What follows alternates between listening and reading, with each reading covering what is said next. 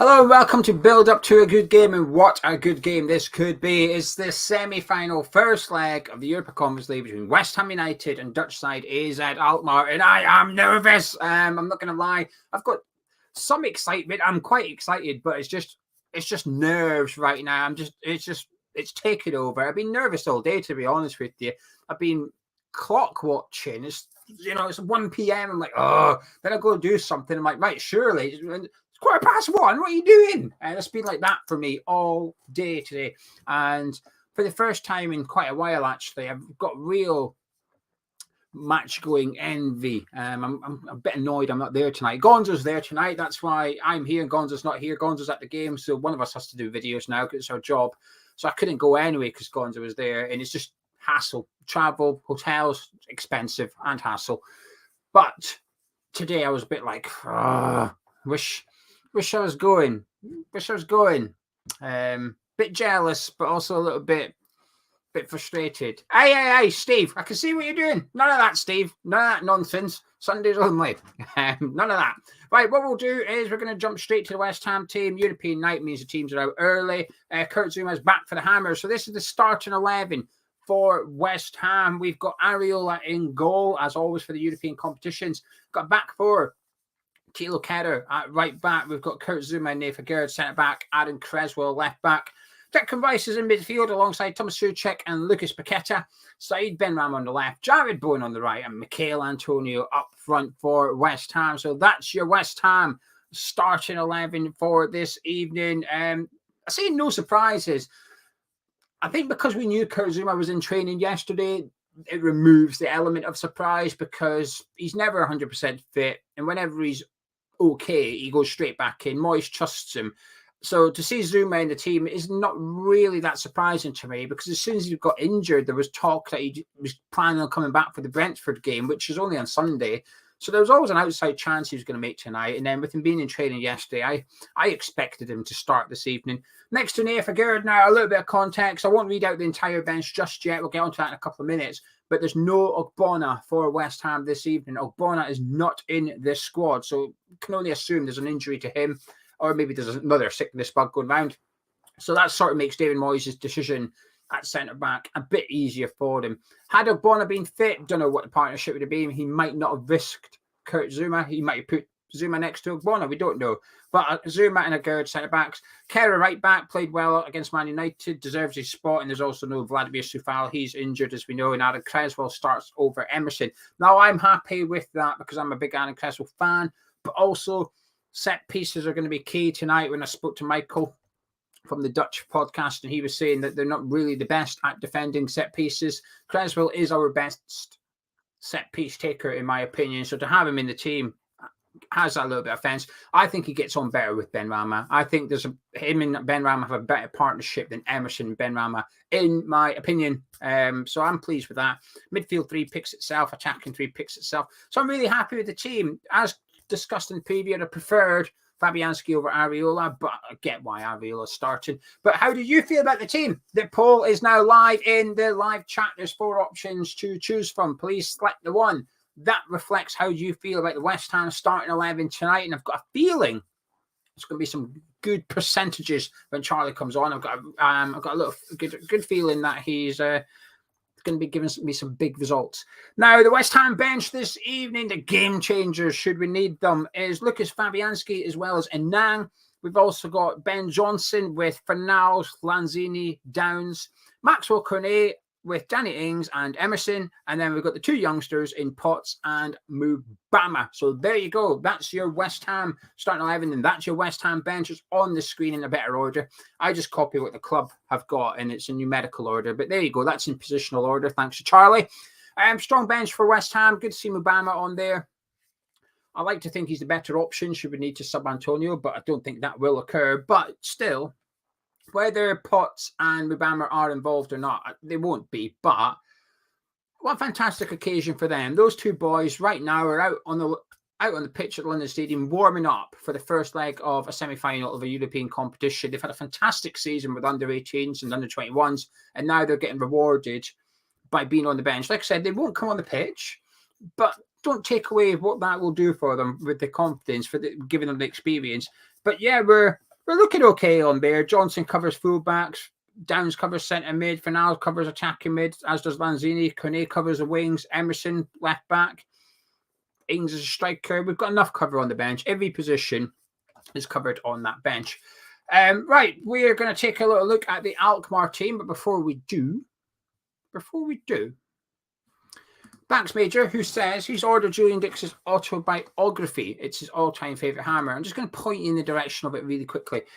We are doing a private sign-in session with Julian Dix very soon. So on our website at the minute, on our online store at hammerschatstore.com, you can pre-order his signed book, or his book, which is going to be signed, which comes out on the 8th of June. So it's a month away yet. You can also get shirts, which will be signed by Julian Dix. We'll be going to meet Julian. We'll take photos and videos so you can see Julian signing all the shirts. So in terms of it being authentic, it's 100%. I like to think you can trust us by now, but just in case you didn't, we will deliver the proof that Julian has hand-signed all the shirts. So you can pre-order a shirt that will be signed by Julian Dix, as well as prints like that one. That's a print signed by Julian, and you can get that print as well.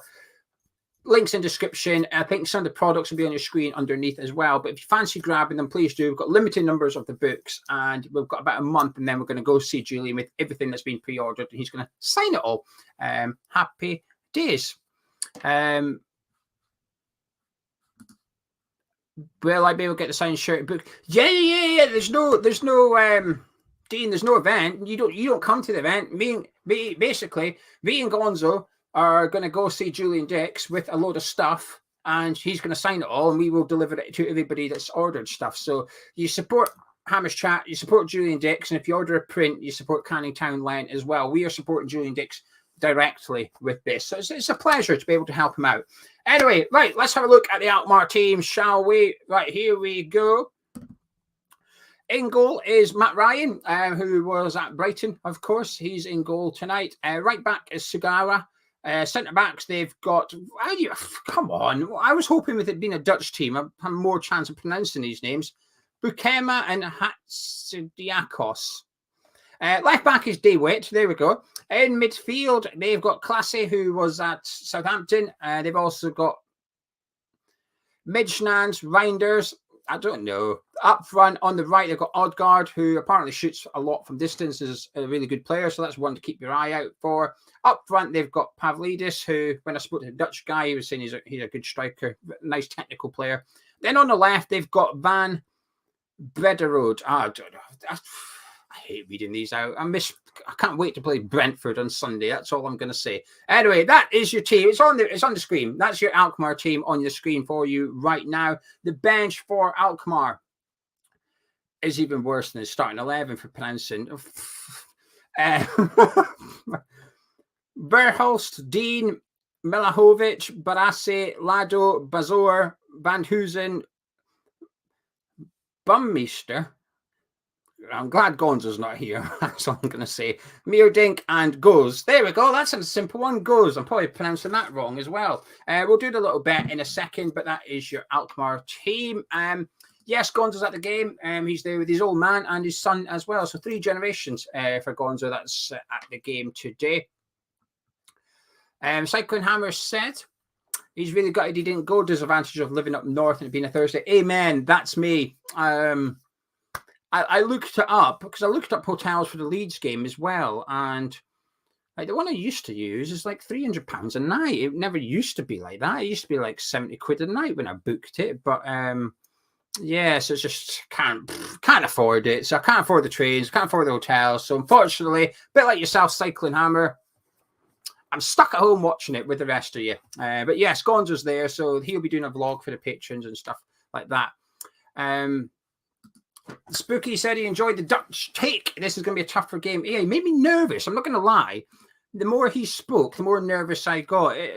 After about 10 minutes, I almost wanted to shut him up and just end the podcast because he was making me really anxious for this game. So, didn't really fancy it. Where are we? There was another one I was going to click on, but Brad from Oz says, for once, he's hoping Matt Ryan has a bad performance. I like it. We don't know what's happened to Ogbonna. We can only assume he's picked up an injury, even if it's just a small one. But we'll wait and see. Beaton said, would rather see Emerson ahead of Creswell, especially we're going to play higher up the pitch. I think most people prefer Emerson now. I'm still Creswell. I'm still Team Creswell, but I think going by the comments, I think more people would prefer to see Emerson. But anyway, right, time to do a little bet. There's not going to be a phrase that pays tonight because Gonzo's not here. And also, I just rather you kept getting your thoughts in. So when you're watching, if you're watching live, please get your thoughts in about the West Ham team. It could be about the Alkmaar team. Get it into the live chat, what your thoughts are ahead of the game. And we will have a little look. And yes, you're right, Jonathan. He is banned. I completely forgot about that. Was he banned or was he banned for... He definitely did pick up a suspension. It must have been it. This one. You've got me wondering. It's got me wondering now. How have I not seen that anywhere, though? I've not seen anywhere that Obama suspended for this one. God knows. Right. We're fancying West Ham to win. Let's slap that in there. Player shots. Odegaard, Bella. You can have a couple of them. Who are fancying to score? I think because of the lack of physique and because he said no last time, I'm doing Souček to score. And then the player to get booked I'm doing is their left back because he is pretty handy for a yellow card, you know, and he's up against Jared Bowen. And I'm a bit of a Jared Bowen fanboy. Oh, there's two Davids. Hang on. One of them's not playing. One of them is. What is that left back's first name? Is it Mays or the other one? Let me have a look. Yes, it is. It's Mays. Fantastic. Let's whack him in. That'll do. That's the bet. Right. If this bet wins, one of you will win £125 cash. West Ham have to win the game in 90 minutes. Jens Odegaard to have 2 shots in the game. Thomas Souček to score a goal. And Dave Witt, their left back, to get booked. That's £130. £130 cash. To enter, all you have to do is just submit what you think about the West Ham team in the live chat. And that's how you're entered. So let's see what you are all saying. Manic says he is pooping it for tonight, but can't wait. What's the bet going to be? There you go. There's your answer. Steve says the referee is card happy. Now, what I will say, let me apply context to this. I have seen this going around, so I went and had a little look. He's Turkish. He referees in the Turkish league. Cards are high in the Turkish league, naturally, so it sort of skews the figures. But in European games, he actually hands out less than 3 cards per game on average this season. So he's not that card happy in European football. I think it's just because of his domestic league. It throws the figures out. But he certainly handed out 8 red cards in 24 games. So interesting one. But I'm just applying context. Glenn says, Creswell on European nights, God help us. Darren says, if Creswell gets sent off again. Marta says Creswell will have a point to prove. See, I'm a bit like that. I think he's going to... But do you know something? I thought that after the Lyon game, Creswell will have a point to prove. Look how that turned out. Well, we shall see. Tom says, I think this is going to be a tough one. No one gets this far without playing well. Jackie's liking it. It's feeling positive. GP says, if he wins, the money can go to Charlie. Well, now Charlie will be rooting for you. Juicy P's nervous about Creswell starting. Tommy said, wouldn't it be great if... Tommy Bevel, you still haven't changed your name. Brilliant. Wouldn't it be great if Creswell puts in a man-of-match performance and rights the wrongs of last season? We can dream. Paul says this is a moment in our history and all Irons fans will be proud tonight. It is time. Doug says, do you think the daylight will affect the atmosphere's kickoff? Is it nighttime under the floodlights? I think you've been a little bit too literal there. I think under the lights just refers to evening game myself, rather than it being dark with the floodlights turned on. That's how I've always seen it anyway. But if you think it's gonna make a difference, let us know. Callum says only critique is I feel like Casey or someone should have been brought to the bench. That's a fair point, especially when you consider that Zuma's never 100% fit, but let's just call him 80% Zuma. On a normal day, when he's good, Zuma's 80%.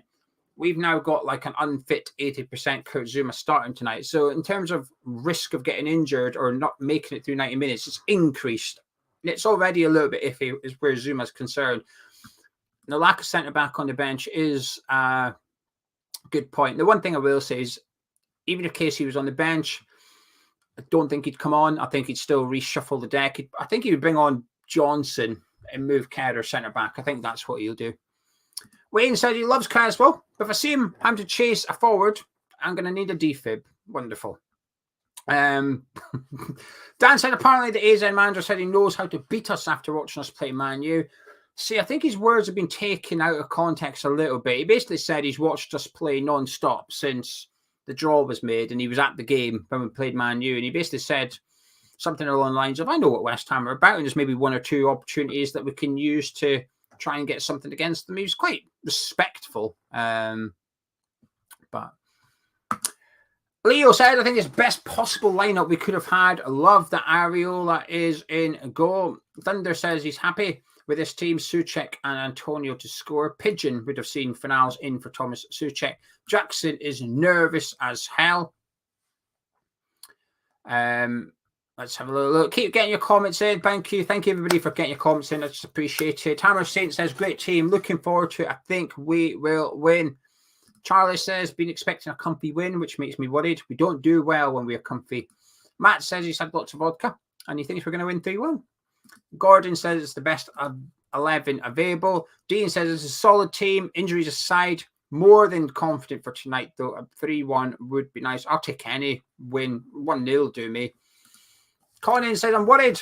They're us from last season. Fearless underdogs who can hurt big teams. They seem to relish it. That's fair. When we spoke to the Dutch guy the other night, he pointed out that when you take the last couple of seasons, when you take AZ alongside PSV, Feyenoord and Ajax in a little table on their own, AZ are top. They like playing the big teams. I think it's a style of play rather than anything.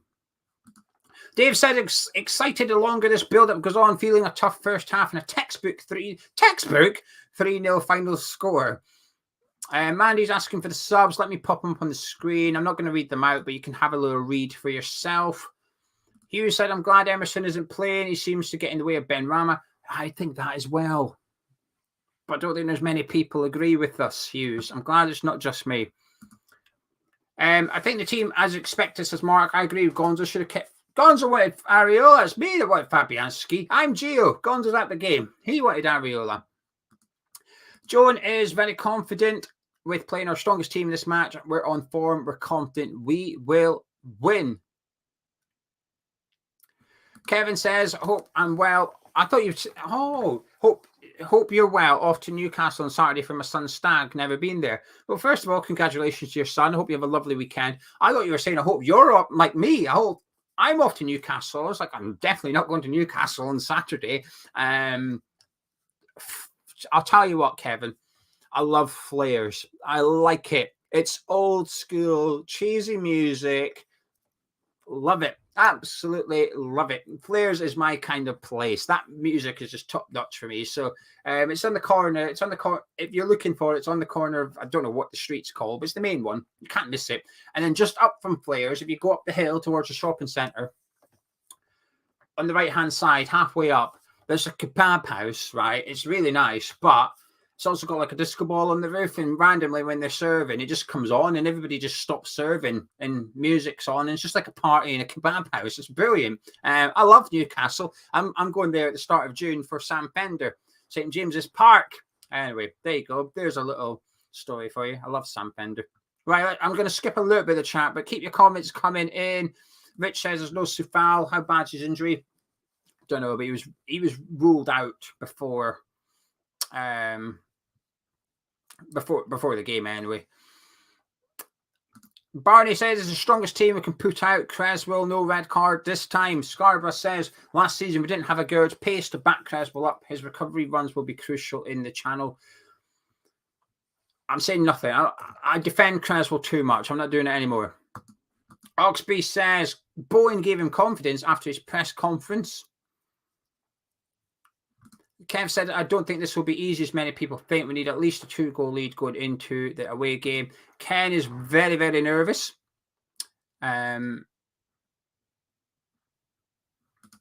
Paul said after seeing the interview with the guy that I spoke to, he's a hell of a lot more nervous. That wasn't. I didn't know what he was going to say. By the way, a lot of people have said the same thing. It wasn't my intention, but I was also nervous, and I had to sit there listening to him.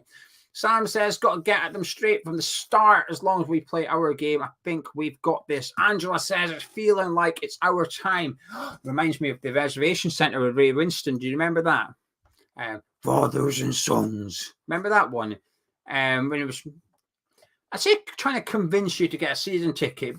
I think the fact you're in the reservation centre, I don't think you need convincing. You've already basically agreed to go get a season ticket. But they still played this promotional video with Ray Winston's voiceover, and it said something about that at the end. It was like, it's our time. Come on, you Irons. Something like that. There you go. There's my Ray Winston impression.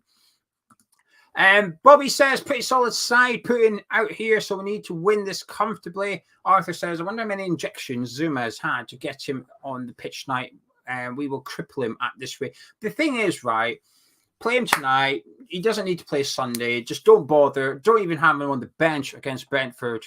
Just keep him away and get him ready for next week in the Netherlands. He does not need to play Sunday whatsoever.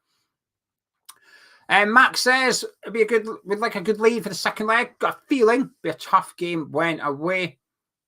Hammer Boy 08 says Creswell's no worse than Emerson. Not sure why there's so much hate for him. I'm not saying anything. I'm not saying anything. And Celtic Hammer says usually son Tasman Hailer to keep up with reading the chat, but I can't keep up with it either. I like it though. I like these comments coming in. Dean says I've never been more confident. 3-4-0. I wish I had that confidence, but I just don't. Greg says 2-0. Fancy Antonio go full beast mode tonight and Declan to win the game.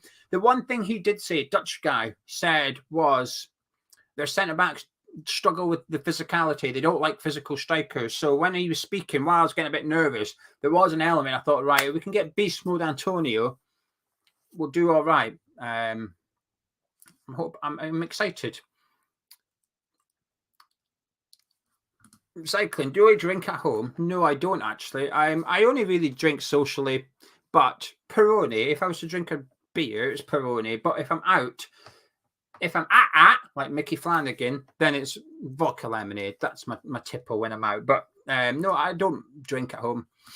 And Grouch says, hearing that AZ are young and inexperienced, without looking, I would wager they've been in European Cups far more than 2 consecutive seasons. They've won not long ago, a few years ago, they won a trophy, but not this team, obviously. Dean says, Creswell's redemption arc starts now. Can't wait to be winning the Conference League. Talk about winning the Conference League in his testimonial. We were discussing this. I was discussing it to one of my friends, and I said that I think there's 3 or 4 players that if we win the Conference League, become a legend at West Ham, and Creswell's one of the number ones for me. Is there a channel to subscribe to on Patreon on YouTube? I cannot find any Patreon videos. Maybe you are doing something wrong. There should be a lot of posts, Major. If you scroll down, there should be a lot of posts. So if you can't see it, you are definitely doing something wrong. But all the links are, you have to go on Patreon, not on YouTube. You have to go on Patreon. So download the app and sign in, and it'll be there. Or go to patreon.com and sign in, and it should be there. All the posts should be there. You'll have loads of them. Loads and loads and loads. Kerr right back. A lot better than it did before the Man U game. I was impressed with what he did against Man U. I'll be honest with you, I'm still sceptical. He's had one good game at right back as far as I'm concerned, albeit the latest one. So perhaps he has learned, but I'm still a little bit worried. There's a lot of nerves about me because for a while he was rubbish at right back. Let's be honest with you. Glenn says, most nervous I've been for an Irons game watching behind this sofa. Glenn, tell me about it. This is the most nervous I've been for 2 legs since I've seen Oscar Pistorius take his off in court to prove that he didn't murder his missus through the bathroom door. Anyway, I'm nervous. Nervous too. Peter said about someone like Ward Prowse for free kicks would make games a bit easier. Creswell's good. Creswell is good at set pieces. Oxby, if we play like we did against Man U, what would the score be? I'll be honest with you. Defensively, we were really good against Man U. Offensively, I don't think we were that good. I think against Man United, we won the battle in the middle of the pitch and defence were really good. But going forward, I thought Ben Rama had a decent game. I thought Bowen had a quiet game. And I thought Antonio had a quiet game. I think we had 4 shots on target against Man U. So offensively, we need to be doing better tonight if we're going to win it. But generally speaking, the effort, the level of performance throughout the team, it's hard because I don't know Alkmaar. I don't like it. I struggle to make predictions when I only know half of the football match. But I'm optimistic for a narrow win. I'm optimistic. Ray, it's on BT. Ray, it's on BT Sport. It's all European football's on BT Sport for every game. It doesn't change. Mikey says, shout out to the Saltcoat Hammers. Let's do this. Well, there you go. You've had it. Right, I'm scrolling down. I'm trying to catch up a little bit. I'm trying to catch up. Brad says, nothing stops beast mode Antonio except for Antonio's own feet. How true is that? I wish it wasn't, but it's so true. Jackie said, I think Creswell is a great servant to the club, but he's definitely past his best. And if you can't rely on him all season, especially if you have a European competition, I don't think he's as good as he was. He was not a prime Creswell. I still think he's really good. Mr. WM says we should be too strong, powerful, set pieces, and taking advantage of them tonight will be key. Josh says, why hasn't anyone discussed the possibility of meeting one of the sides playing tonight in the final? Because we do not want to jinx it. We got 2 legs to get through first before we get there, Josh. Then we'll discuss it. Kevin, I mean, I'm not. When's the last day? I'm not the club's customer service, but I think it's the middle of June. It's definitely after the final because I looked. When we went to do the season ticket video, I thought if they put the deadline before we know we're in European football next season or not, that's a bit naughty, but they didn't. Gordon says, will Moyes become a legend if we win? Hey, I'm not answering that one. It's actually a video that we're intending on doing. The Dutch failed to mention that AZ do not have a player in the same world of talent as Rice, Paqueta and Bowen. What's the Patreon app called? Probably it is definitely called Patreon. Yeah, Joshua's helping you out. It's just called Patreon. Go get that done. GP says if we get to the final, that would still be a good season, or must we? No, we need to win it. We have to win it for it to be a good season. I think we need to win it. I think getting to the final is an achievement of sorts, but it's not a success. I think there's a big difference between the two. We have to win it for it to become a good one, in my opinion. Five Hammer says, I think we need at least a 3-goal lead to progress. I like to think we could go over there with a 1-goal lead and get through to the final. I trust our defence. And that Dutch guy said that when they come up against a low block side that sit back and defend, they really struggle. So that gave me a little bit of confidence. So he go, yeah, that's what Grouch is saying. AZ don't like to play against it. So that plays into our hands a little bit. So I think if we can go over there and with a 1-goal lead, I'm confident we will go through. Jim said there's links in the Hammers Chat Discord. You are welcome. Thank you, Jim. I'm assuming you posted it. He's referring to if you were looking for a visual radio stream, because you can't stream football matches, that's illegal. But if you were wanting like a radio link that would allow you to get a really good idea of what's happening on the pitch, then there's links in the Discord, which the link to the Discord is in the description. Charlie knows more. He can explain it. Dean said he saw a video of Creswell being rights for pace. You didn't. You saw a video of Creswell being quicker at the steps than Declan Rice. It's slightly different. Anyway, Mark says, looking forward to this. A very noisy crowd this evening will lift all of our players.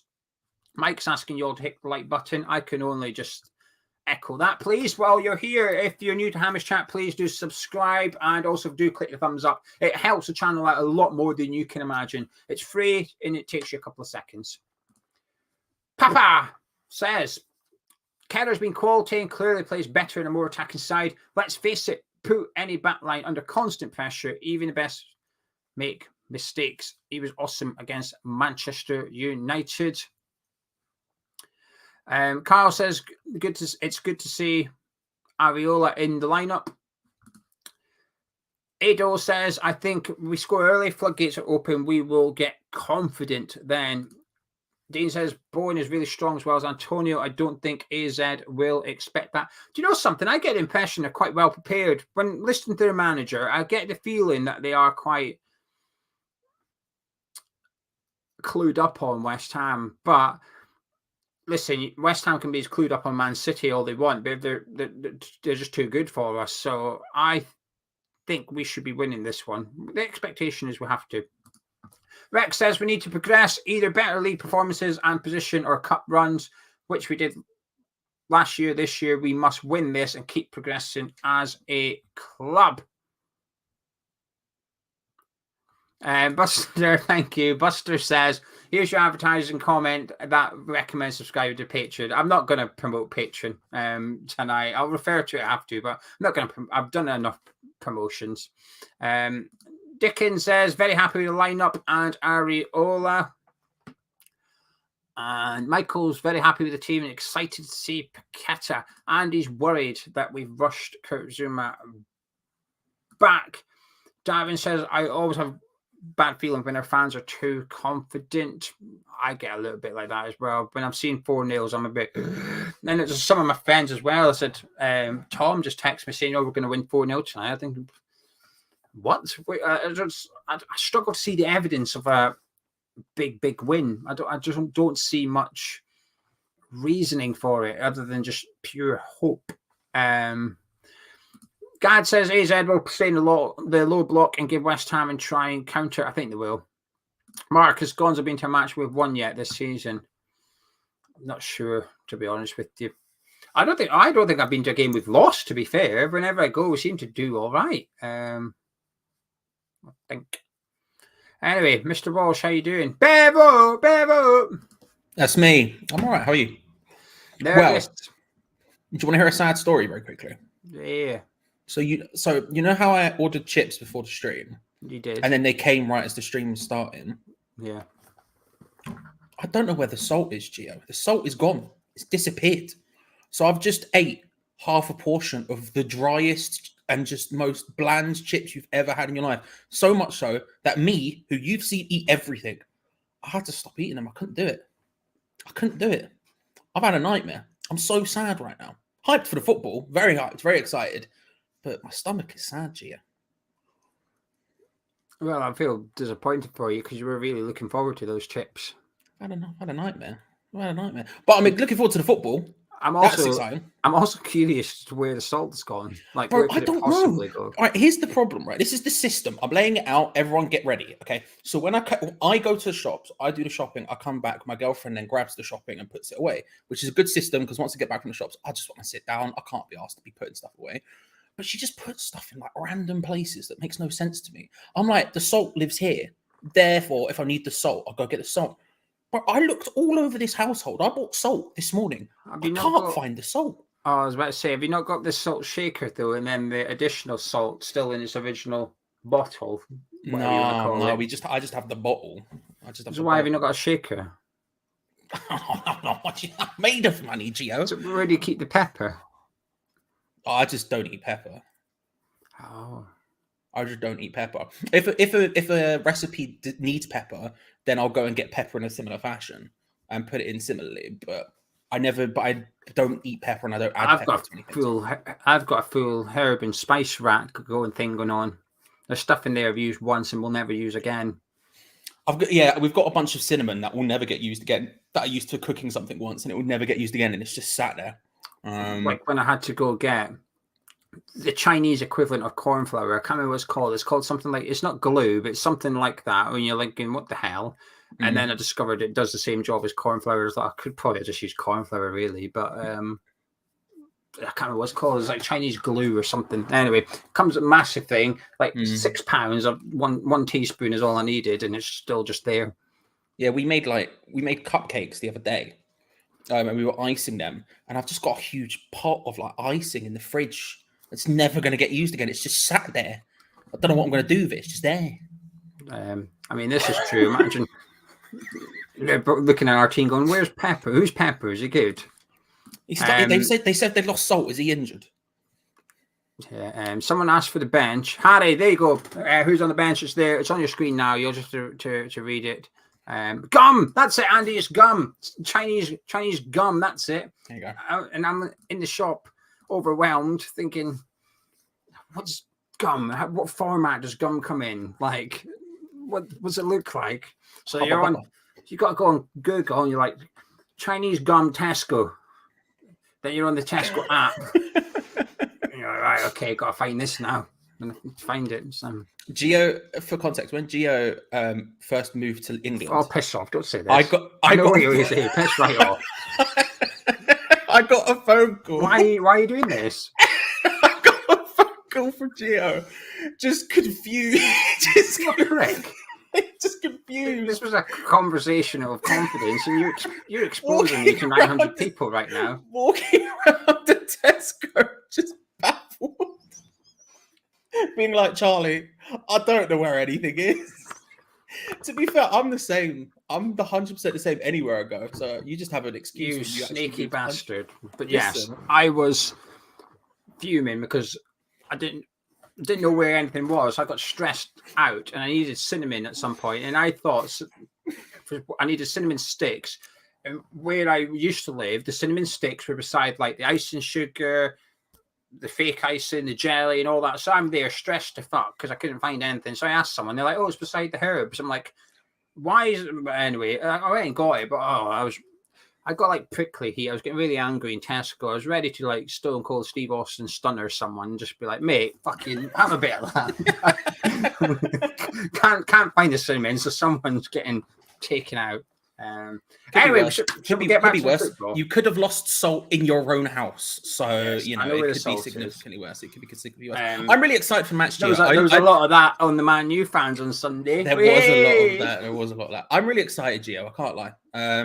I would say that's our strongest team. That's our strongest 11, in my opinion.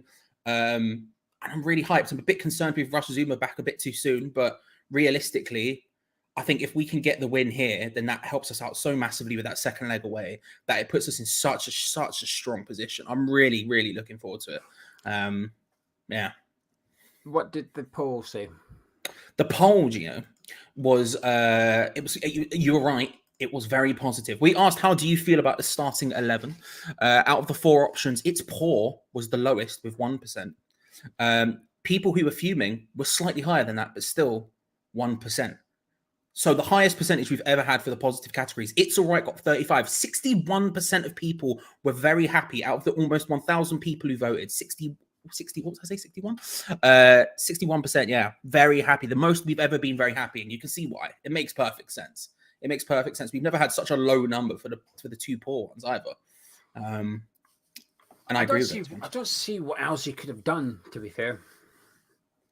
No, I can understand. You're not happy with it. I think it's because you'd prefer Emerson over Creswell or Fabianski over Areola or perhaps both. But apart from that, I think the rest of it, I don't really think there's much.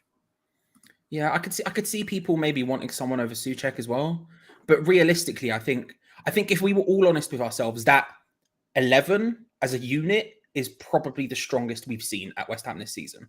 And it's the one that's been in the most form. Yeah. And the one I'm happiest with as well, personally. But I think that's, when you look at it like that, I agree with you. I don't think there's really anything else you could have done.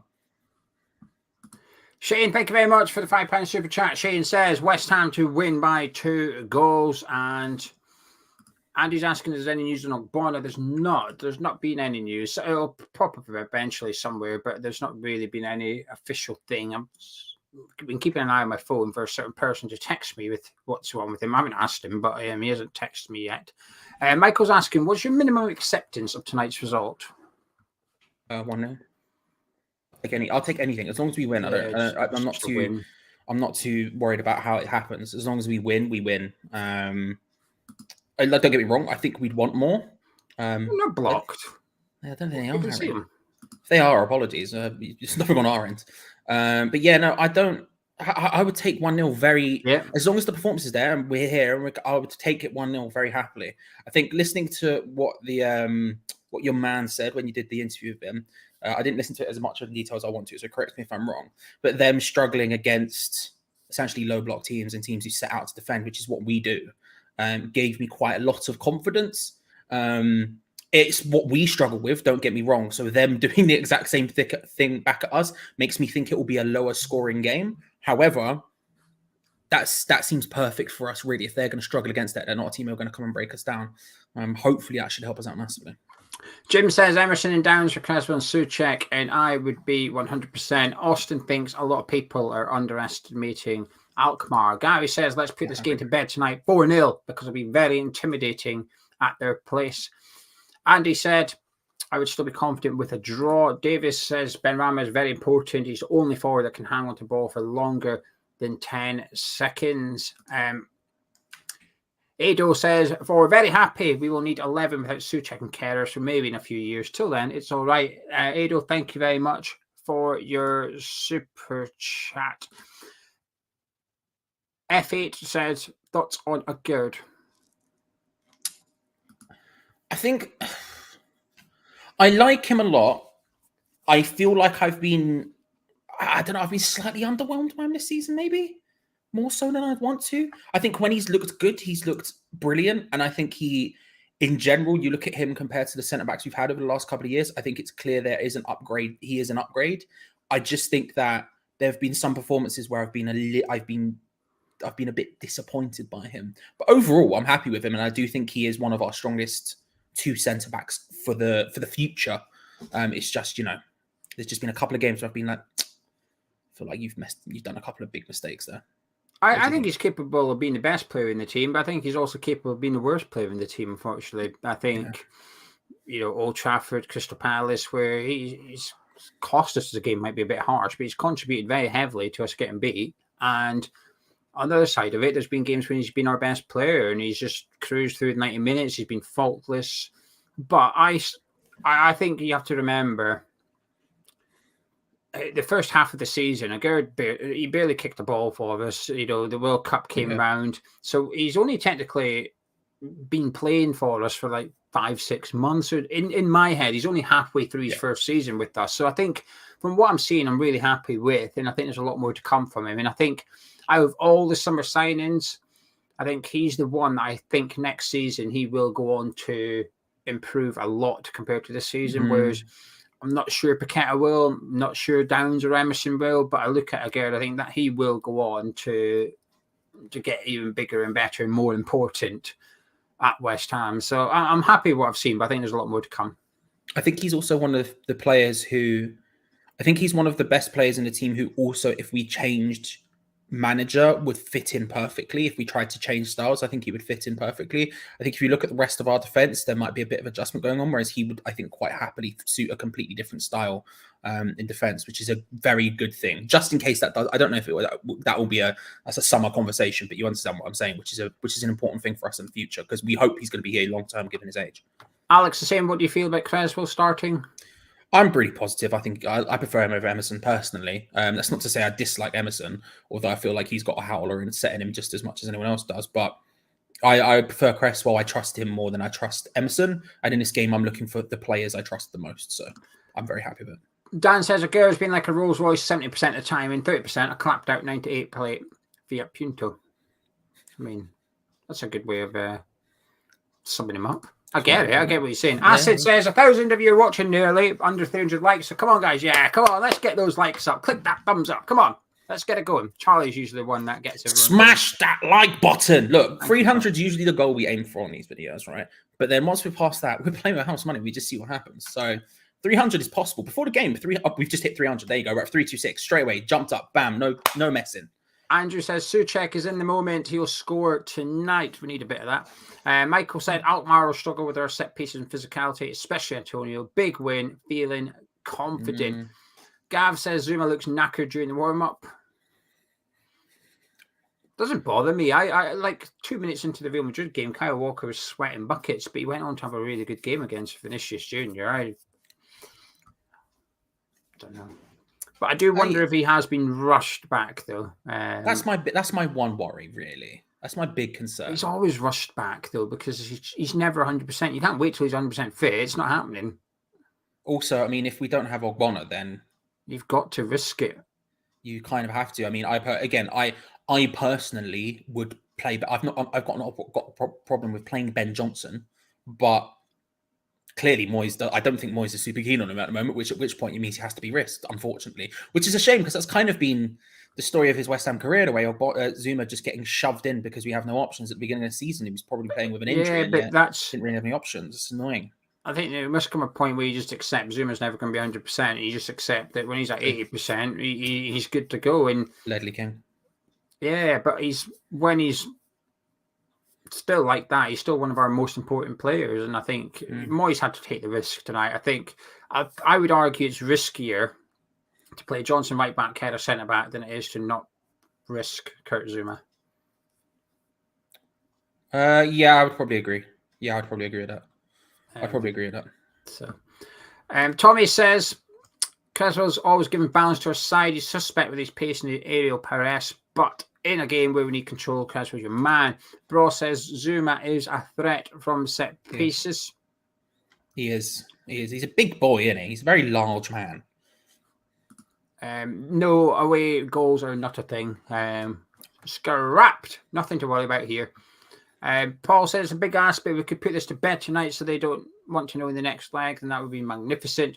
But this is West Ham, so we'll probably be on edge all night. I think from what I've heard in the build-up from various journalists and stuff, I think they've sort of put everything into cup competitions this year, AZ. They've gone for it in every single one, and they want to get to the final. So I think even if it was a situation, say we won 4-0, which by the way I don't think is going to happen, but let's just say for the sake of argument we did, I don't think that would change the way they played the second leg at all. I think they would still go for it all out.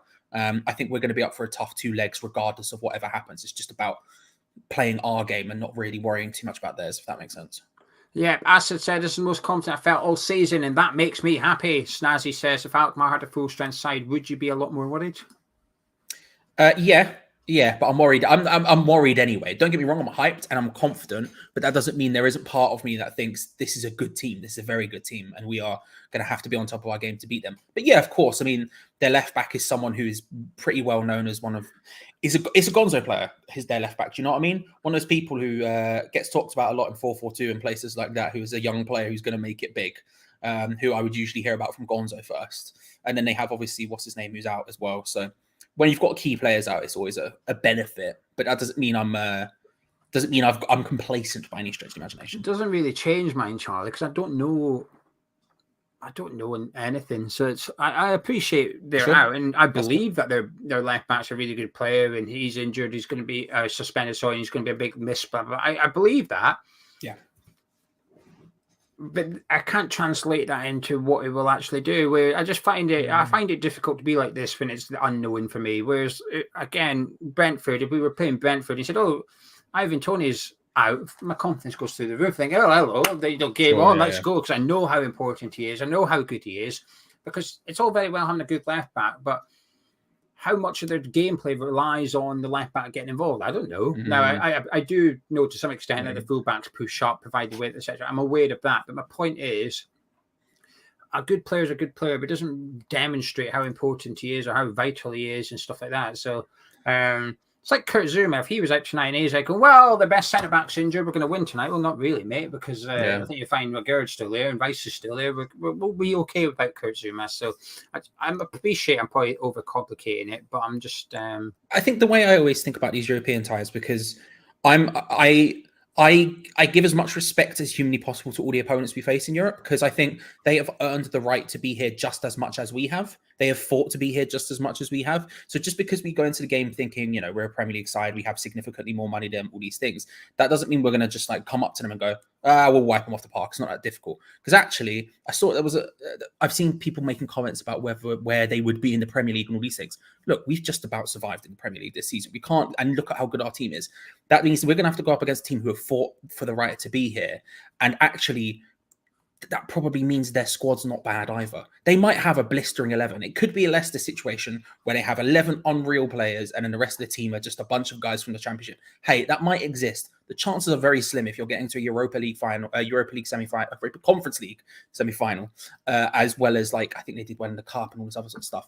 You're probably going to have a relatively strong squad. Colm says, I hope Antonio bullies their defenders. I hope he stays on his feet. Lately, he's been going to ground a little bit too easy. Major saying, do I pay £150 for signing Julian Dick's shirt or to get his summer plans and sort the garden out? Gio Mackie would prefer you to pay £150 for a Julian Dix would prefer. Well, it Julian back Dix would as probably well. prefer it as well. Actually, to be fair, yeah. What means more to you, Major? Julian Dix or the a garden plant? Get your pick. I'm not picking the answer for you. You choose. But what gives you more happiness, Julian Dix at West Ham or a rosebush? Harry's asking about cards. Someone else asked about cards. I've seen there's two stats to bear in mind. The one that's doing the rounds on social media, he's handed out 8 red cards in his last 23 games. But like I said, context is important. That feels like he referees in Turkey. It is a lot. He referees in Turkey. In European games, he hands out just under 3 cards per game. So he actually behaves himself so far this season in European football. But he doesn't mind a red card in Turkey. It depends what games he's refereed. Imagine if he's refereed Galatasaray Fenerbahce. I bet there's 3 red cards in that game alone. But yeah, don't know. Probably. Listen, that means he's probably not going to take any nonsense today. That means he's probably up for nonsense and he's ready for it. So, let's test that. Let's get a good 2 foot in early. Let's get a little reducer in, Gio. See what happens. Let's not do that. Michael says Rice cannot play centre back. Never should. He's better now, but anytime he's played, he's been below average. I assume somebody suggested playing Rice. I know the Europa Conference League graphics said Rice was at centre back. They were suggesting we're playing. Oh, they're crap, that lot. They get it wrong all the time. So did BT. BT are awful with it as well. Yeah, they're just doing the best. It's someone sat there making the graphics who doesn't know the team, who's just gone, right, there's a bunch of players. I'm just gonna have to figure it out and see what's going on. So they've just assumed we're playing a. I don't know how they do it though. Like somebody's done that and not gone. Yeah. Listen, right? Like, I suspect there's not much oversight in that department. I suspect there's an intern who sat there having to type these teams up, who's just having to do it under pressure with time constraints to go bosh, and just hoping for the best. But he could have done it before. I'm pretty certain we could have all guessed that, bar the centre backs. You would have had to wait, but. Bear in mind, they also get the team sheets like a good 15 minutes, half an hour before it's officially out. The team sheets are in. So, I mean, but then again, it's not like the Premier League's any better, right? When we're playing Premier League matches and you watch Sky Sports, or BT, whatever, they get it wrong, even when it's all Premier League ties. So it's clearly just there's a funnel in a system somewhere. BT get it wrong often. That produces that. Don't know how. Anyway, Charlie, I'm going to go and get ready for the football. So I'm going to leave you with the stream, but I shall be back at halftime for a chin wag. Thank you. Just one question before you go. Are you a cheesy boy? Does that mean in what context do I like cheese? Well, Az Alkmaar's, I think their nickname's the Cheese Heads or the Cheese, and something to do with cheese because I think Alkmaar's a big cheese place. I mean, I'm by no means a cheese connoisseur, but I do like cheese. Okay. Fair enough. So, a bit of cheddar, a bit of mozzarella, a bit of halloumi, a bit of parmesan on my spag bol. A bit of parmesan on the old spag bol. Like, look at you, mate. Especially when they come over. That's why I don't like going to Italians. And he scrapes it, and then he's just like looks at you and like, mate, more. Look at that. It's just brief shavings. I could exhale, and you would come off my plate. There'd be none left. I respect it.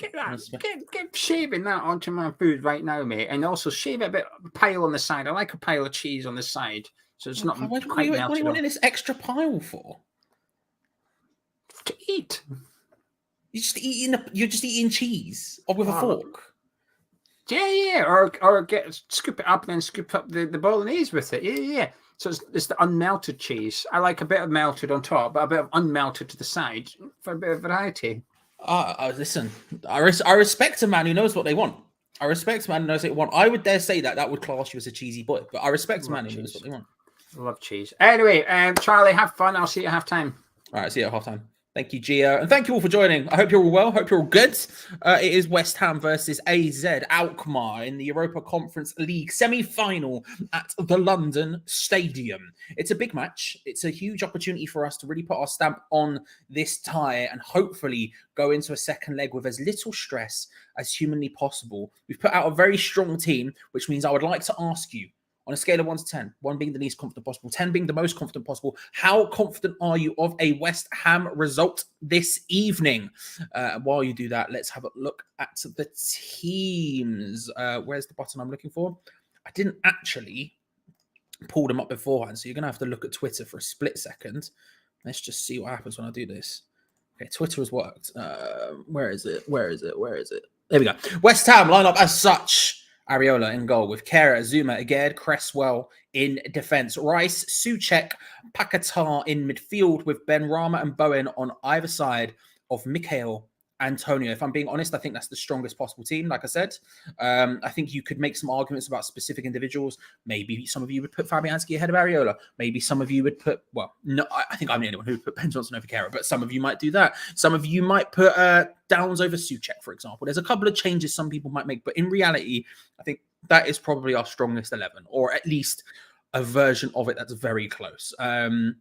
And I think I'm very, very happy with this, and it gives me a lot of confidence, as does the bench, which is equally strong. Fabianski and Ang are joined by Johnson, Fornals, Lanzini, Downs, Cornet, Ings, Emerson, Potts, and Mubama, which is a really strong bench as well. Pretty much all of the senior players we have fit. I think actually all of the senior players we have fit. We've not got that many concerns right now. I think it's just Skamaka and Ogbonna, unless I'm wrong. But there's people in every position, really. Centre-back is the big problem here. But if you do need to change centre-back, you'd probably put Kera in and then put Johnson in there would probably be the answer there, right? You could maybe move Rice if you really wanted to, but I wouldn't be super keen on that. I mean, you could if you're in the lead, just hold out the lead. I don't know. But that is a strong team, in my opinion. And is that reflected in the confidence levels? Andy Smith is saying 7. Harry's gone with a 9, 8, 6, 7, 6, 6.886, 8, 10, 7, 10, 7, 7.5, 9, 7, 8 is a lot of confidence. 7, 10, come on, you Irons. Come on, you. I'm going to think back to Jesus. 9, 7.5, 9, 7, a massive European 69. You love to see it, Dan. Nice. We're here, Dan. We're here. Chuck, good to see you, sir. How are you? Is with a 9, 7. Titch is here. My G, how are you? Are you well? How's things? I hope you're good, bro. Hope you're good. 9, 8.5, 10, 8, 9.69, 69, 69. Nice.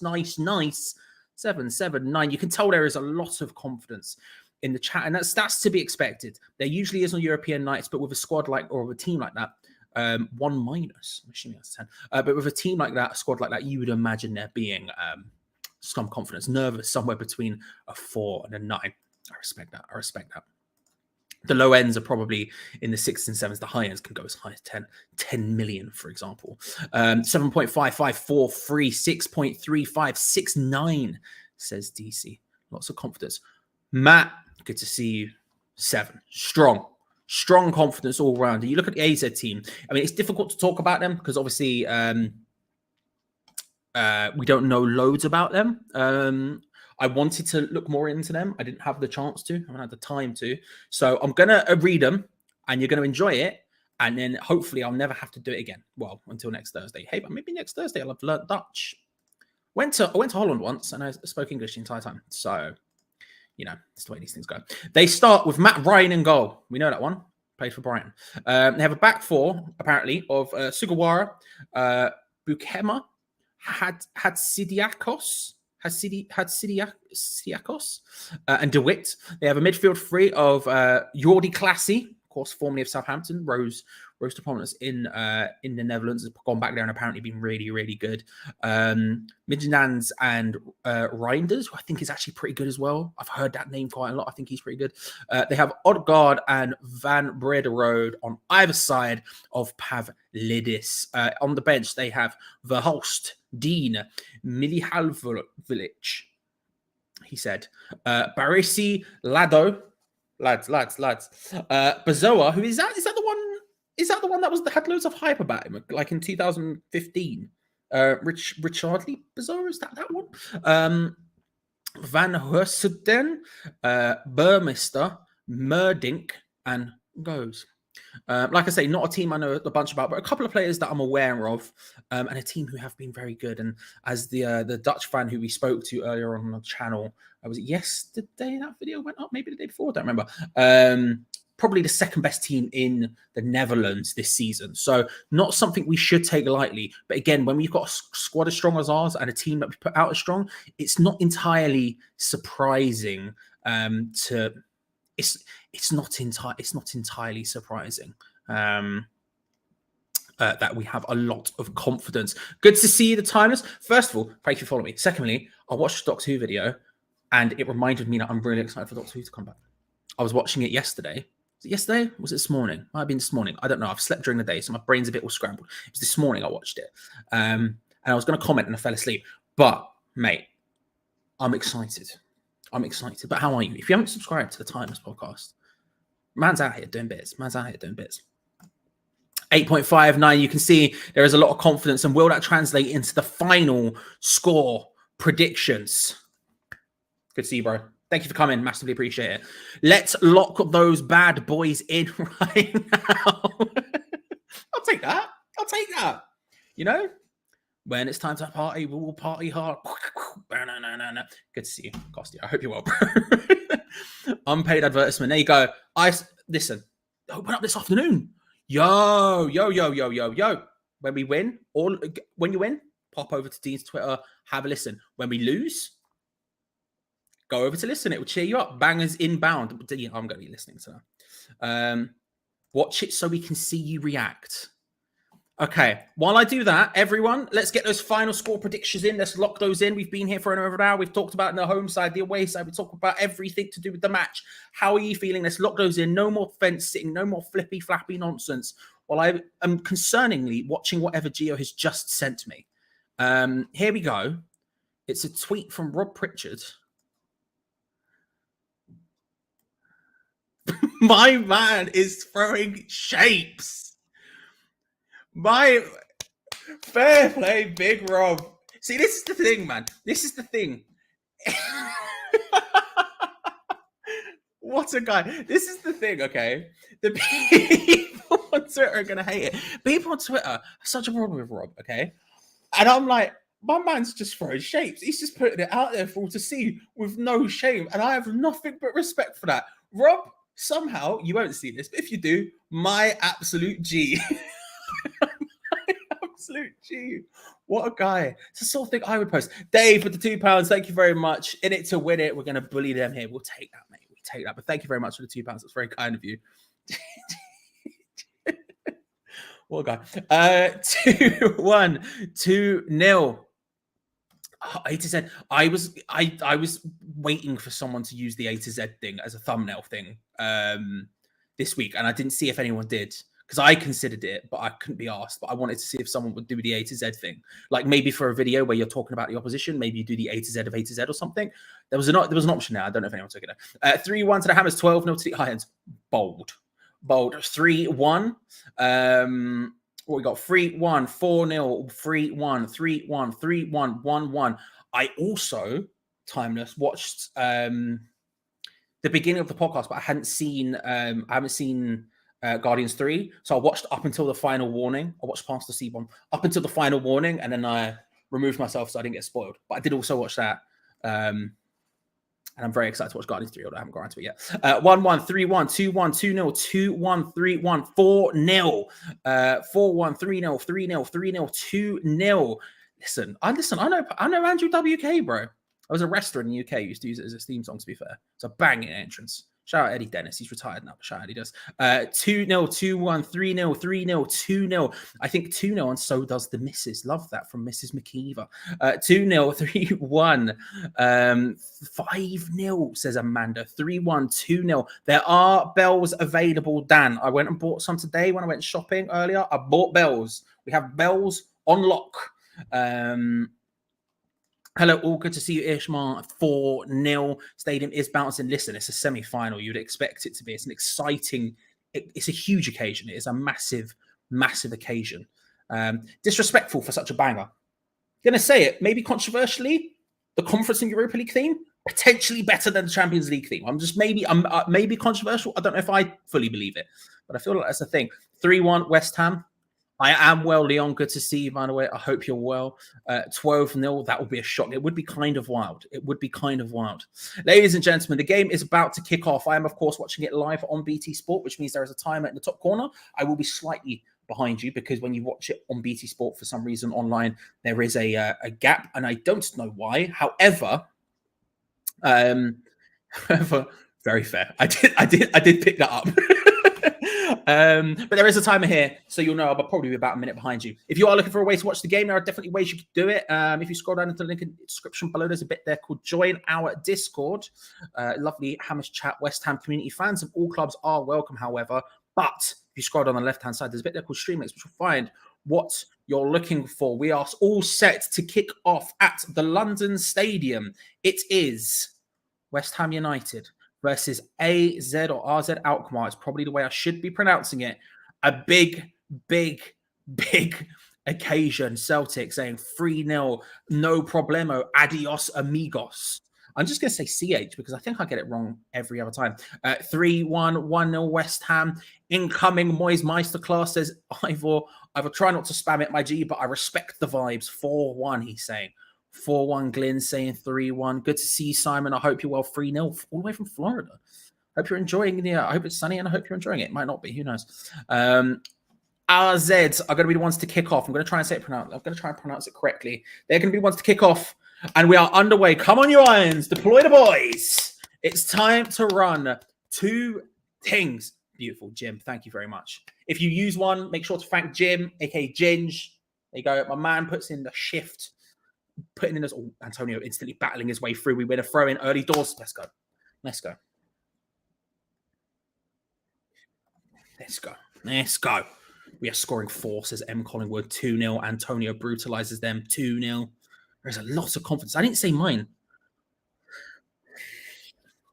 I'll say 2-1. I'm going to say they'll score. But I think we'll get 2. Do I think we can score 2? Yes. Do I think they can score 1? Yes. So I'm going to go 2-1. That's the vibe I'm going to go with. What's Danny's prediction? It's a good question. Danny, what are you thinking? Did I set this up? Oh, it's my forehead. Hang on. Let's give Danny the respect he deserves. There we go. Come on, Danny. What do you think, Danny? He says 4-0. He's gone mad. He says 4-0. He's buzzing. He also says everywhere we go after it, which is weird for him to say massive, given the size of Danny. Can't quite get the ball forward. This is just sort of double checking if the players are the way I would expect them to be. They are.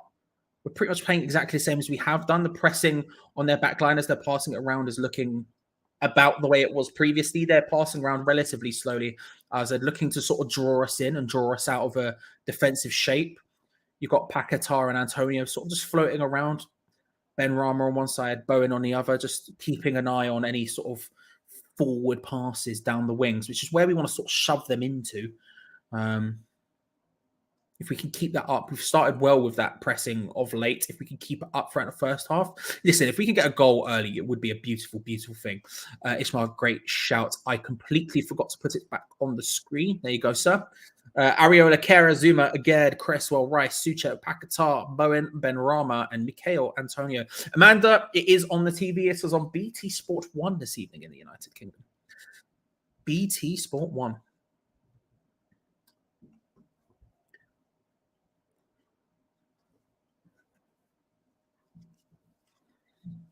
Big boot forward for AZ. Again, just easily sees that out. Wins a frame for West Ham. No, under not too much pressure, just sees it out. Little arm. Calm. Tranquilo type vibes. Nice as well. Obviously, with Zuma coming back, it means we can play the right foot, left foot thing. We can put Aged back onto his natural left-footed side, which is good.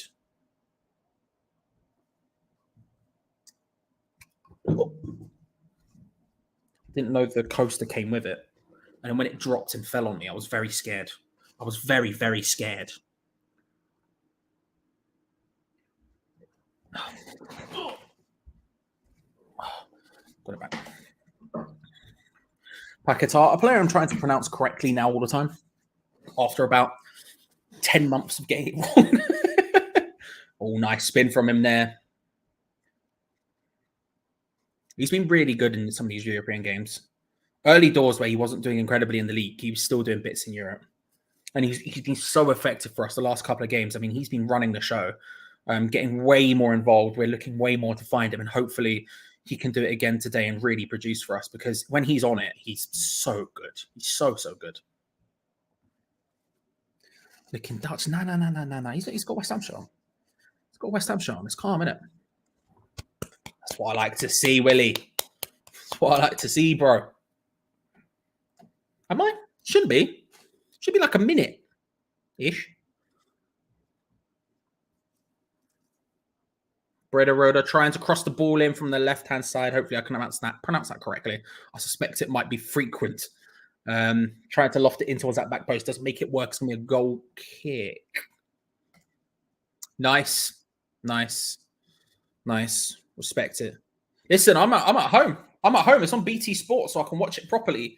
But I've got BT Sport. BT Sport's calm for me. I've got BT Sport because it has WWE and Europa League fixtures. So we've been in it. So I can justify it just about. I can justify it. When it's Sky or Saturday at 3 p.m. off to North Idaho, what was the place I said? Bonus Ferry in North Idaho. It could be tough though. They beat Lazio twice to 2-1. This is what I'm saying. I think you've just got to respect it. They're a team who fought their way. Yeah, I know. They've a team who have fought their way to a European semi-final. Not only fought their way to get into the competition, but then all the way to get to a semi. I think you've got to respect it. I don't think it's going to be as easier ride as some of us might. I think we all do. Beautiful man. And prime Winston Reid was unreal. Ben Rama on the ball. This is a really good opportunity. We picked up, laid short. We can't quite find the space. Declan Rice going for a pirouette. Doesn't quite work out, but we keep the ball anyway. Oh, Ben Rama nicely takes it around the right back. Or the right mid, who I think has dropped back. Declan Rice lofts it into the box. It's really dangerous. Jared Bowen's header just goes over the top. Can't quite get there. It's nicely done by Ben Rama to take it past his man. Ends up passing it back to Declan Rice anyway, which is usually what he does. Flips it in, and tell you what, Jared Bowen rises well. Difficult. He was always going to be underneath it, given the angle of the cross and how he ran at it. Can't quite keep it down. As a result, but a good opportunity. Mr. Pardew, my mentor, how are you, sir? Hope you're well. My sage, my guru. Hope things are going well. Currently watching this from the bath as per usual. Love that, mate. Love that, Ben. Hope the cleaning is going well. I'm all right, man. How are you? Hope you're well. Oh, DC. Poor, mate. It's poor. Disgraceful.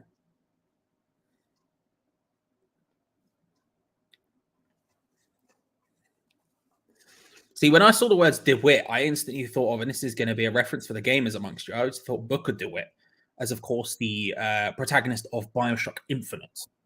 But it is not him. All ball over the top's not bad from AZ, cleared out, or controlled out at least well. They're going to win a throw on the left-hand side. It's a nice little dink into the middle there. Put us under a little bit of pressure. We dealt with it relatively nicely, but, you know.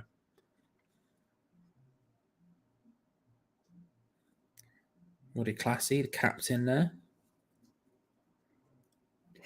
I liked him before he went to Southampton, and I thought he was okay there. I don't think he was that bad, but it wasn't the same. Wasn't the same vibe. But apparently, since he's gone back to the Netherlands, he's really been stepping back up and becoming the guy.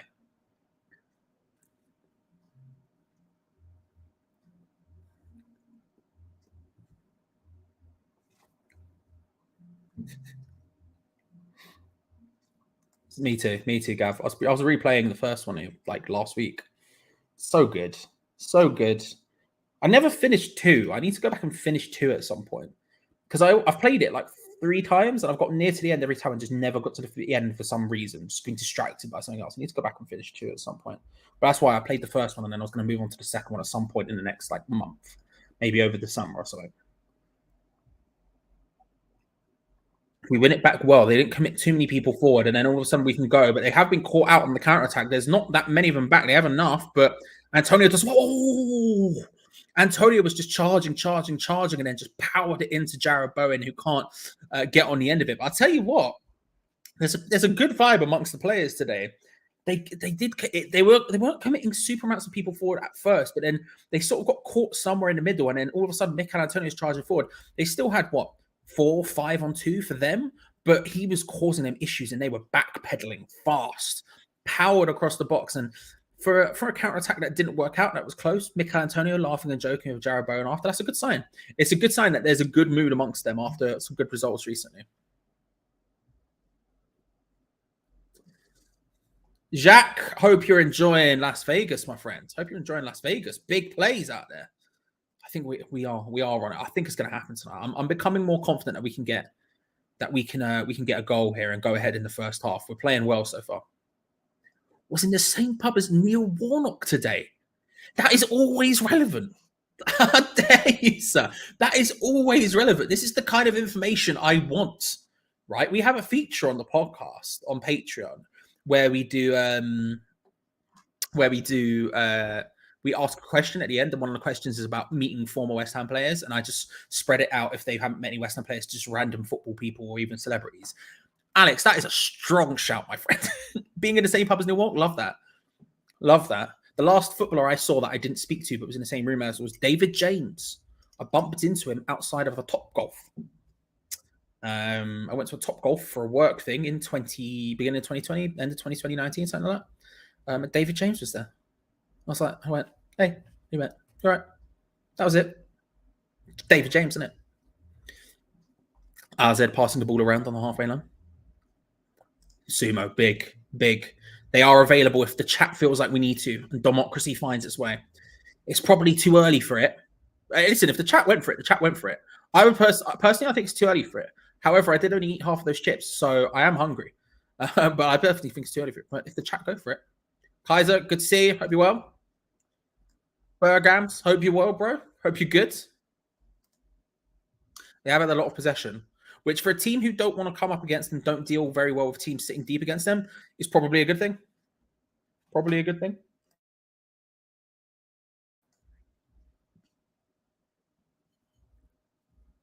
Pinged forward down to the left-hand side. He tries to cut his way inside past Kero, who stands him up well. Declan Rice dives in, can't quite find it. Shot from range from Jordi Classy gets dragged wide. They're pinging it out quite frequently to this left-hand side. And he's gone for it there, but they can't find their way in. We want them to cross it, to be fair, and we'll probably deal with that with Gerd and with Zuma at the back. You feel like in terms of crossing, we've probably got it covered. Both of them are significantly taller than their central striker. I mean, he's not a small guy, to be fair, but they are bigger. So, I don't know. We're dealing with it anyway. First of all, Deckers, good to see you. Big. Love that. He seems like a very nice guy, and by all accounts, he is apparently a very nice guy. I don't know, but he's always seemed it to me, and by all accounts, he is. That's not irrelevant at all. Thank you. See, Dean knows. Oh, this is a good opportunity. Ben Rama can't quite find Antonio. He's going to find it second time. Ben Rama hits it early, first time. Save from the goalkeeper, tips it round. It's going to be a corner. Good opportunity for Cyber Rama. Nice bit of improvisation to hit it first time, and Matt Ryan is equal to it. A little bit awkward, the build-up to it, but to take it quickly first time, and it was bending it in bottom corner. It's a good save from Matt Ryan. Just dives out. Fingertips around the post. You'd love to see it. Dean knows it's not irrelevant at all. I once lived next door to the ex-Newcastle footballer Christensen, around the corner from Gazza's mum and dad. See, this is the kind of information we need. Whipped in from Jarrod Bowen towards the back post, punched away from Matt Ryan. Again, was there. Bakatar heads it back towards goal. Can't quite get there. It's going to be a goal kick. This is the kind of information we need and want, you know? What's your most random football connection, people? Let me know. Alan met Slavan, went on holes in Croatia. See, what a vibe that is. Alan, that's a banger. That's a banger. The oranges, unfortunately, are in the shop. I went to the shop and then I forgot to buy fruit. So if I come back next week and I've got scurvy, you know why. You know why.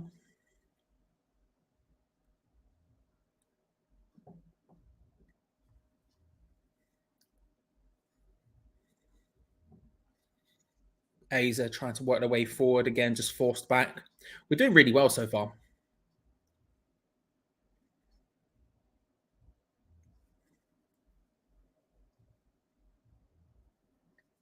We're doing really well so far.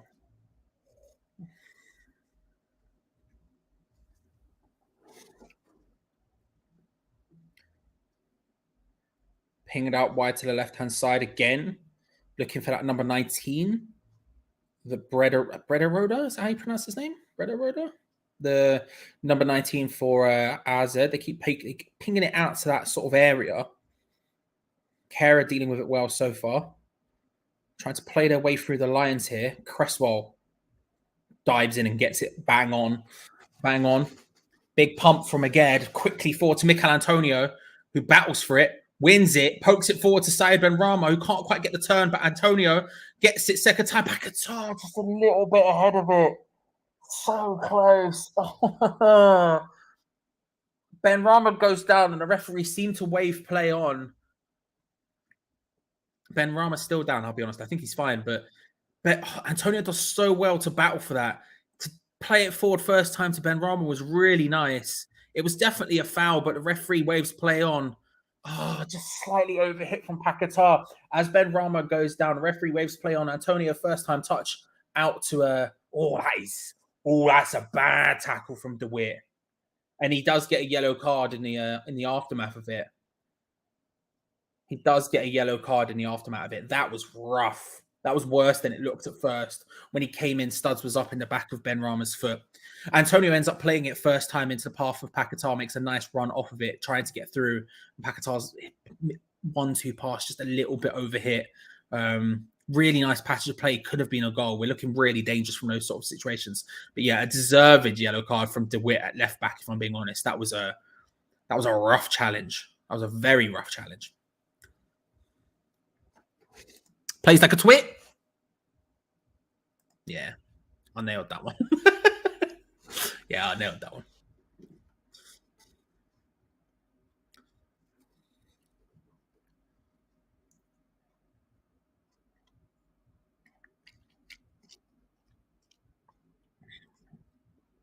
Most random football connection. My granddad played for a West Ham boys team many, many years ago, hence me being a Hammer despite Jordan.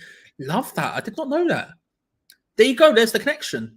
Whereas my dad just picked West Ham as a team to support when he was young, even though he was from West London, because it was one train to the Upton Park. That's the reason he picked it. So, vibes, despite being a West London guy. Love that. That's a banging connection. That's a banging connection. You've got legit connections. Unkind. I played a video game on my phone with Marquinhos. That's another banger. Unkind. That's huge. Jimmy Bullard's dad is my godfather, Mr. Ibase. It's huge. Someone I grew up with someone on the estate I grew up with, their mum, before he was born, obviously, used to babysit Joe Cole when he was young. There you go. There's another connection. That's a banger, though. That's a banger. Saw Cammy of Sky Sports on the escalators at Liverpool Street. James, that's perfection. It's perfection because the situation is beautiful and the person you met is beautiful, or the person you saw is beautiful. That's such a good connection.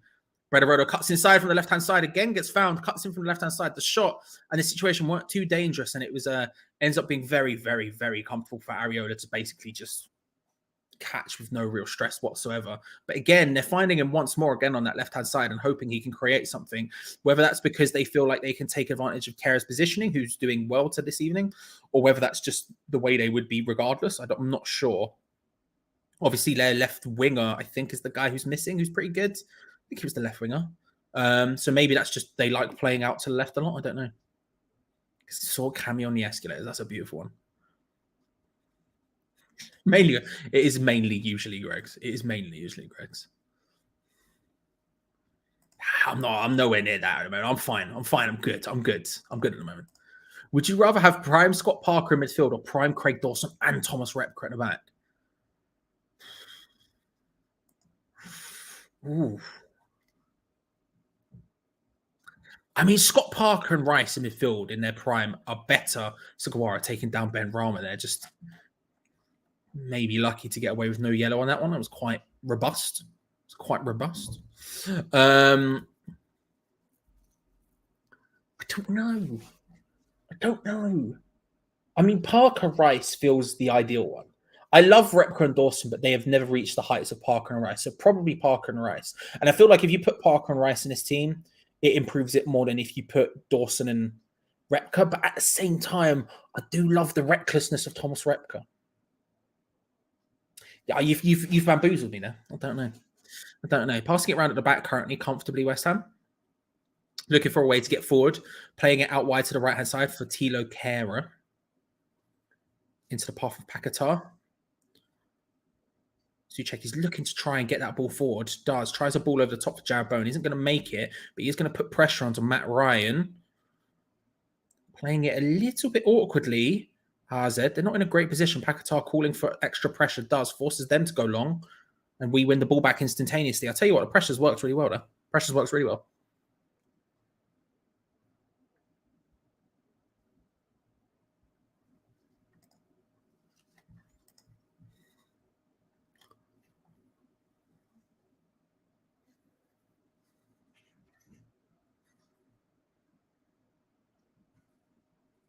Again, just playing it around. West Ham looking patiently to try and find their way through.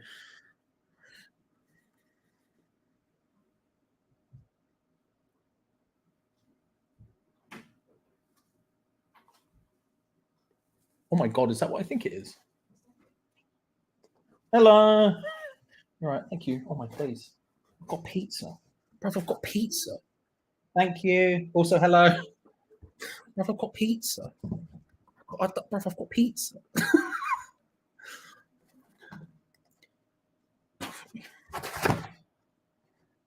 I'm going to eat this at halftime. I've got a pizza.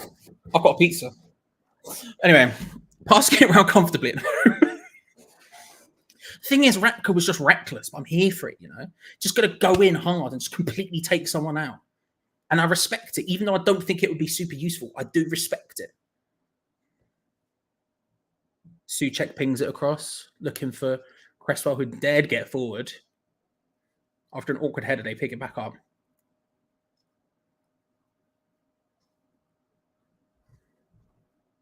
Antonio finds Cresswell looking to whip it in, can't find it again. Ben Rama, nice 1-2 with Paquetá. He's going to shoot from range. Ooh, it wasn't as bad as I thought it was. From that sort of range, I was like, nah, never happening, mate. Never happening. But he ends up taking a swing, and it worked out relatively well. It was always spinning. It's not miles off. It wasn't on target, but it wasn't miles off. It's very exciting for me specifically. I did not bring enough for everyone. I know. Also, I didn't bring it, but it's mine, and everyone can back off. It's not Baby Bell pizza. It's small pizza. Ishmael, hang on, mate. Hang on. I'm not gonna be able to hold it properly because of. I could pick up a slice like this. That would probably be the best way to do it, right? Rather than the whole thing and dropping it. I've got pizza, bro. I've got pizza. Like actual from the pizzeria pizza. What time to be alive for Charlie Walsh? Our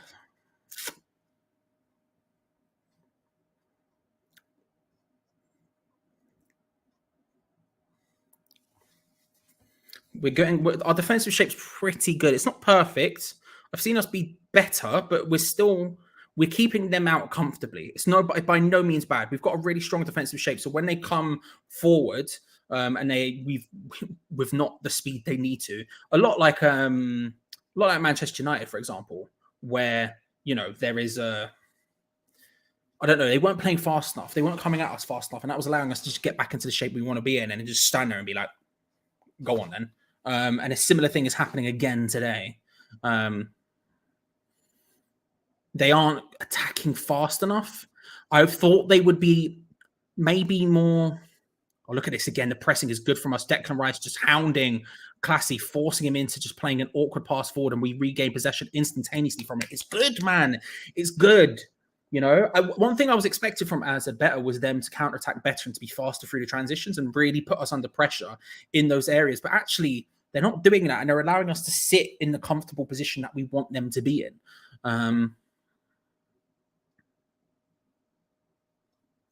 I don't know. It's going well. Whereas the pepperoni, it's just a classic. It's just a classic margarita, David Moyes. Mr. Moyes is here. Sorry, Mr. Moyes. I didn't mean to disrespect you like that. It's just a classic pepperoni, sir.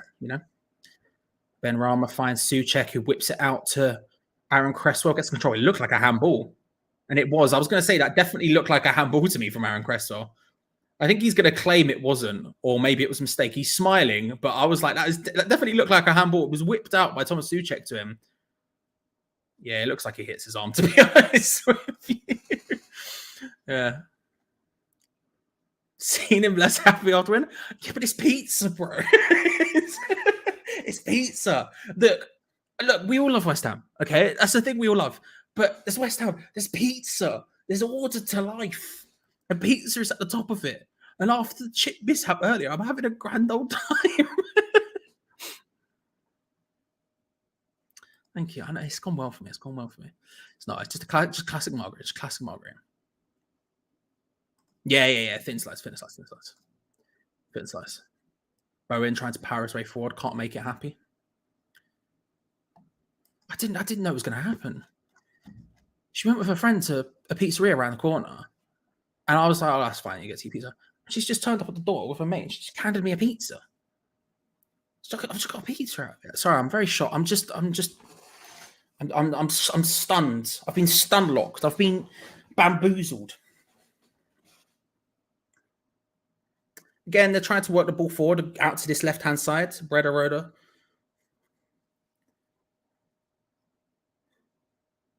Minez, I think, is the one who I called Midnans earlier, I believe. That's what I've just heard. I think Minez. I would assume that's the guy. Greg sausage roll on a pizza. Jesus Christ, Deckers. That sounds huge. That sounds monumentally large. And I want it in my life. 25 minutes gone. We've been really good so far. That's a good sort of Kurt Zuma does really well to block it, but it was a terrifying moment to get shot, and thankfully it's rash and it goes flying over. But that was dangerous there. He hit a through ball, and their number 9 just playing on the last man, just standing basically on the line and trying to get through. It would have been offside, but it was a good pass. And I'll tell you what, Kurt Zuma at full stretch for a guy who's just come back from injury to be jumping around like that full stretch was a very scary moment. But thankfully he looks okay. It was scary. It's gone well for me, mate. It's gone very well for me.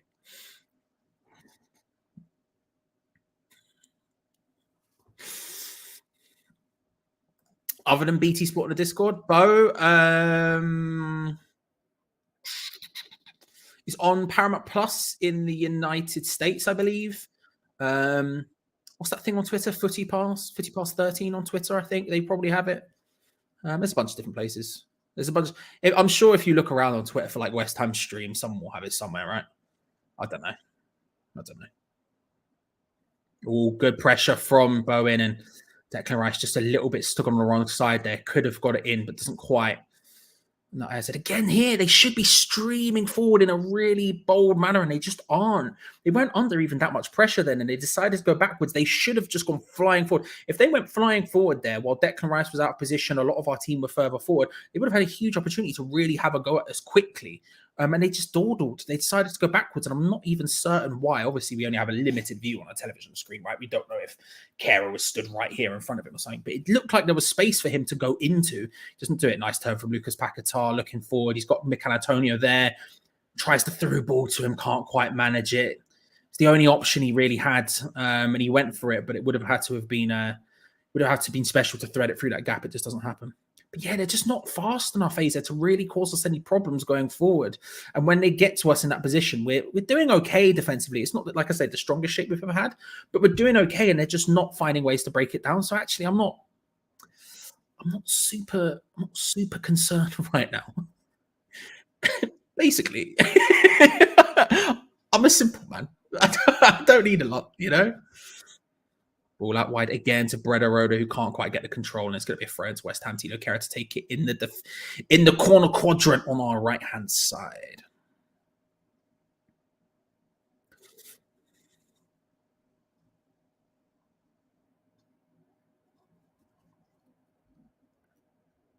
I reckon so as well.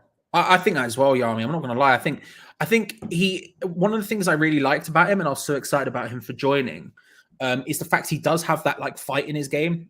And I thought that would work under David Moyes. He's not just he's not your stereotypical Brazilian winger who's just going to go for it. He is willing to get in and physically battle for it, which is something that's really, really impressive, and not super seen with someone with the technical ability he does. which is one of the things I really like about him. Also, one of the things that makes him work in his side, in my opinion.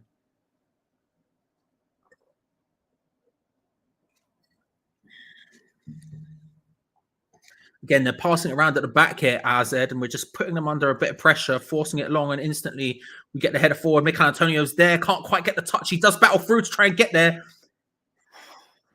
Just about recovered the AZ centre-back, but it's not badly done at all. And then an awkward pass, and we win a throw. And mate, I'm telling you, our pressing's working today. I don't think they look mega comfortable doing it. They don't look mega comfortable doing it at all. Timeless is now fully in the watch-along vibe. Alex, I personally would say, see, here's the thing. I just like a good margarita. I'm not even going to lie to you. If you put a bit of sweet corn on that margarita, then that's my ideal pizza. I know that's an unpopular opinion because it just seems like the base, but I think, I just think it's too good. It's undefeated. Goal before halftime would help. Alkmaar don't look too bothered. Yeah, I think if a goal, well, Naya forget with a shot from range. Wild movements, James. he just picks up the ball in a deep position and goes, right, I'm about to bend this one in. Never happening. Just a wild decision from him. Takes it past the guy and then he goes, here it goes. Big boot. Boom. I mean, he got it past the man really well, but Jesus Christ, was that never going in? Yeah, look, a goal going in 1-0 at halftime would be really, really nice.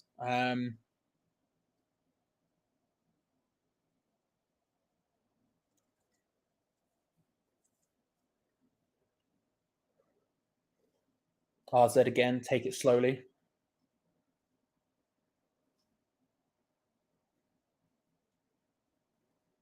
Booted long and they instantly lose it back. They go for that short. They go for the short. They go for the short goal kick.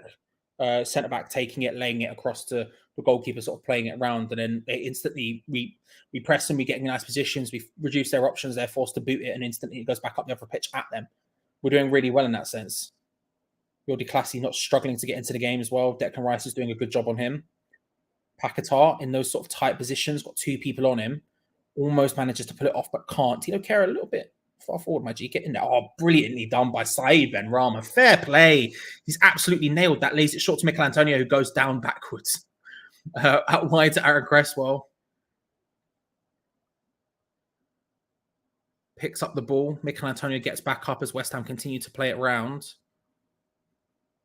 Pizza Topping Chat. Pizza Topping Chat is back, Mike. It is suddenly back. All it took was a random pizza turning up, and all of a sudden we're here. Pizza Topping Chat has returned. If anything, one of the OGs of the watch along was Pizza Chat. Back in the day, me and Tom, Food Cam, just talking about pizza. It's a big play.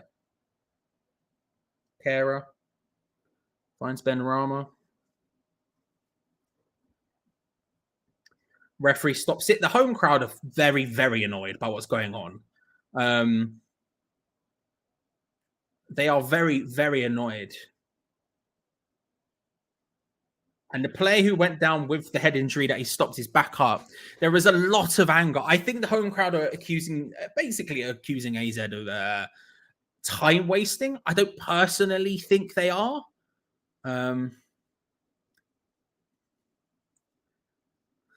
I mean, look, he goes down very emphatically for what looks like a little bit of a madness, but stuff.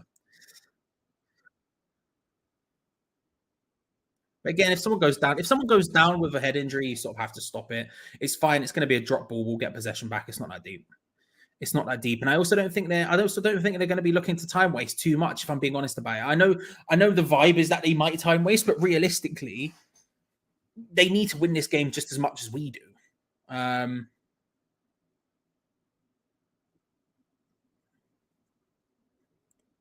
he'll be honest, I think we're all over them.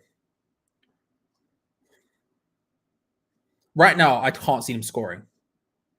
If I'm being honest, I can't see him scoring. Declan Rice looking for a big cross-field pass to Bowen, who controls it very nicely, to be fair. Kehrer, Bowen, he's got Thomas Suchak just ahead of him, lays it into the path of him, looking for the pass back to Bowen. No real options there.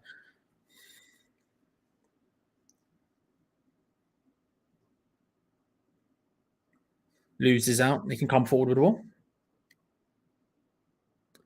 So he said, I believe those were the or words to that effect, at least. Words to that effect. I'm all right, Henry. How are you, sir? Hope you're well. Hope you're well. Ben Rama goes down. Lots of anger from the fans. I don't know. I didn't really see too much of it. Good tackle by Declan Rice. Referee says he gets the ball and Paquetá can come away with it. The game's getting bitty and it's going well for us. Paquetá coming forward, lays it out wide to Ben Rama again. Crowd are really up for this. Lays it into Aaron Cresswell, who's got forward, pulled back, can't find anyone. It deflects, and it's going to be a throw. And I'll tell you what, the crowd, this is one of the best crowds I've heard in a while at West Ham. This is one of the best crowds I've heard in a while. They are very passionate about the referee and AZ today. That's going to be a free kick to West Ham against their, I think it's their number 9, who went in on that one.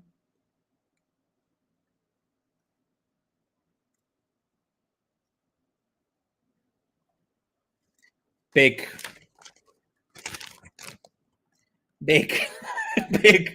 Still some left in there. That would be. I was going to eat those at half time. Now I've got pizza, but big.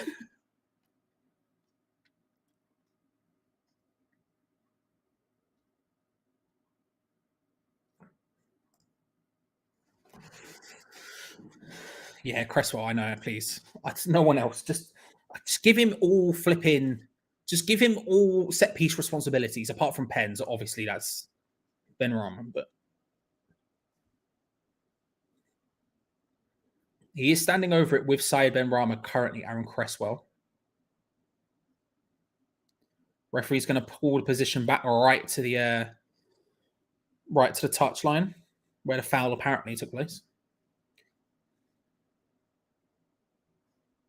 Again, as we were saying before the game, I don't suspect this would be a referee who would take any nonsense and is used to playing in big atmospheres. So I don't suspect there's going to be much stress for him under an atmosphere like this, if we're being honest. Ben Rama runs over it. Cresswell is the one who's going to whip it in. Looks like Antonio heads it on. Ooh, Bowen was almost there.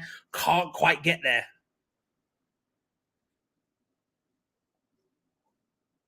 It's going to be a throw in on the right-hand side.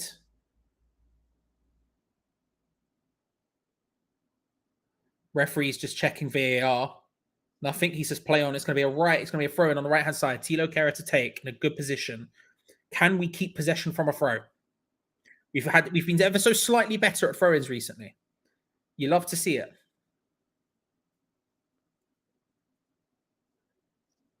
Rice. Ben Rama lays it out to Aaron Cresswell. Nice 1-2. Short to Cresswell. Nice again. 1-2. Can't find our way through. We're looking sort of desperately for a cross here. Can't make it happen. Little step over, whip into the box, way over the top. Souček almost gets there. Can't quite make it work. Going to be a corner. Going to be a corner.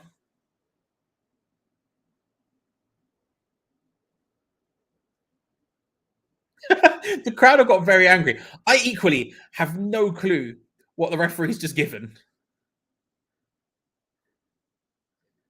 I think he is maybe saying it went out of play. Ben Rama for the cross. It's nowhere close. Maybe a foul on Souček pulling the shirt back. Yeah, the linesman's doing this to David Moyes, or the fourth official was doing this to the fourth official. So I think he's saying there was a pull in the box. Like I said about this ref, I didn't think he was going to take any nonsense. He's used to refereeing in Turkey. There was going to be no nonsense, and he's showing it. He's very much showing it. Again, battling for it, loses out. That's poor from again. The number 9 can go free, puts it into a dangerous position. Thankfully, they haven't committed the people forward. They continue to have the ball. Jordi Classy just outside the box, looking to try and cross it in. Can't make it work. Back out to the left-hand side. DeWitt here is the one on the ball this time. They're patiently passing it around here at AZ, but they've not really shown any ability to break us down when they're in this position. So I'm not too concerned about it. Defensive positioning a little bit better this time. Laid in. Shot from Erdgaard straight into the hands of Areola. Long shot from that. You can do those all day, mate. I'm really not too concerned about it. I quite like it. Like, don't get me wrong. He's just He's just showing what happens. I quite like the ref just being an absolute madman and just claiming everything is a foul. I quite enjoy it. He was just coming in and going, "No, not having it." Is that 5 foot on Mikel Antonio? I think it probably was.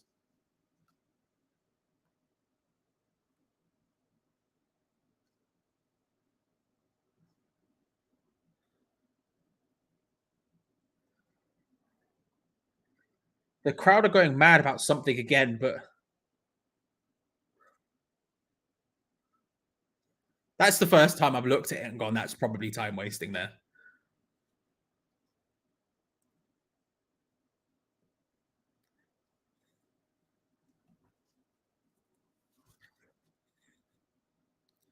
Big boot forward looking for Bowen, who just allows that to bounce on from Mikel Antonio, who nods it onto Jared Bowen nicely. Jared Bowen, he looks to try and hit it early. He got a little bit underneath and couldn't quite find it.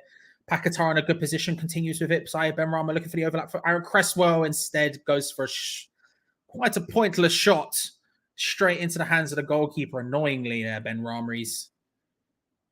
From a standing position, that was, frankly, that was never going in. Frankly, that was literally never going in. That's fair. That's totally fair. He is taking, no, he ain't here to play no games. Okay? He has turned up and he has said no. And I, for one, respect the decision. Even though it is fairly frustrating, and I understand why everyone's very annoyed by it. Booted forward, Thomas Souček with a head on. Paquetá goes down. Referee waves play on. He waves play on. Out wide again to the left-hand side. That's Brederode.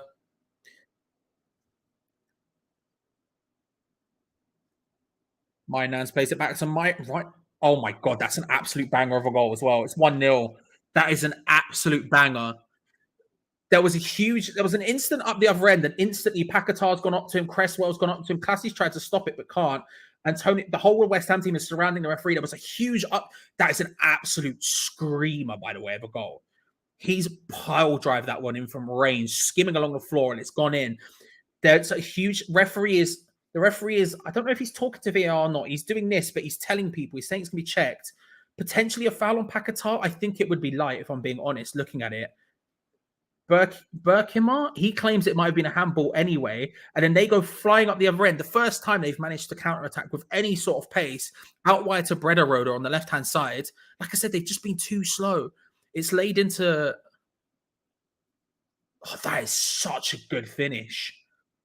That is such a good finish. He picks it up from range in a little bit of space, and he just absolutely powers it into the bottom corner. I don't know what the name of the player is, but that is an absolute... He's just smashed that in.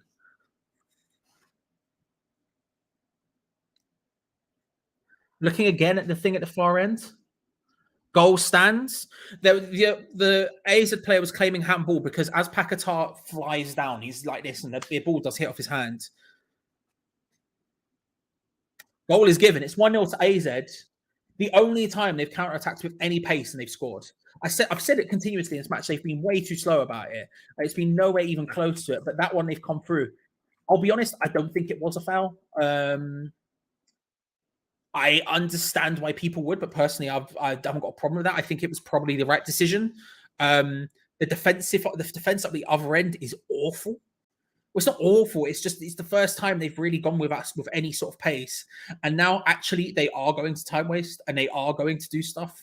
And it is now up to us to try and break them down, which is not a good thing. We've done well for most of this first half, but we've just not done well enough. We just haven't been lethal enough in that final area, that final end. At the beginning of the game, we were doing well. Maybe 20 minutes in, it started to slow down a bit, something like that. And as the half's gone on, we just haven't been able to do anything. Haven't been able to do it better. Paquetá turns the defender, pings it in. Souček tries to flick it into the path of Antonio. Battles well. Souček does well to win it back as well. Finds Benrahma into the path of Paquetá. Tries to nod it on. Oh, it's close.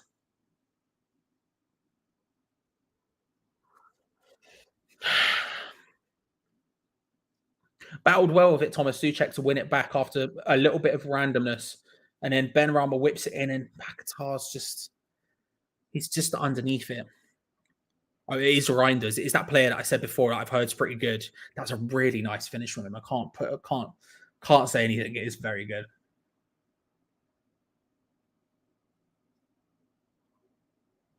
Big ball over the top, looking for Mikel Antonio. Picks it up wide on the left-hand side.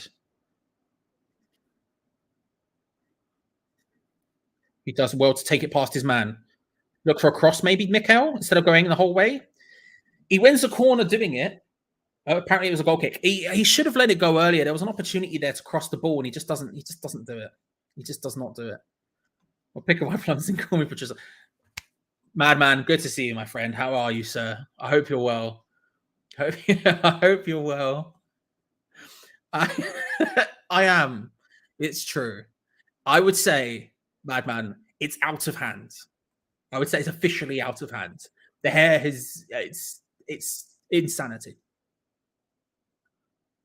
Big boot forward.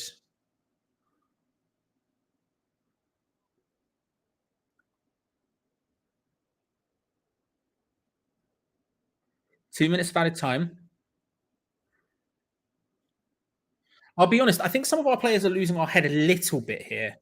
Obviously, there is a lot of pressure and there's a lot of the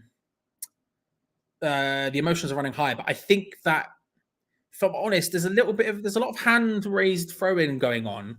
Lots of, which is, I get it, but maybe need to lower that a little bit and reassess. Because we need to keep our cool and make sure that we continue to do our job here. Maybe halftime's coming at the right time for us in that sense. Big ball forward, looking to play it forward. Then Rama can't quite get there.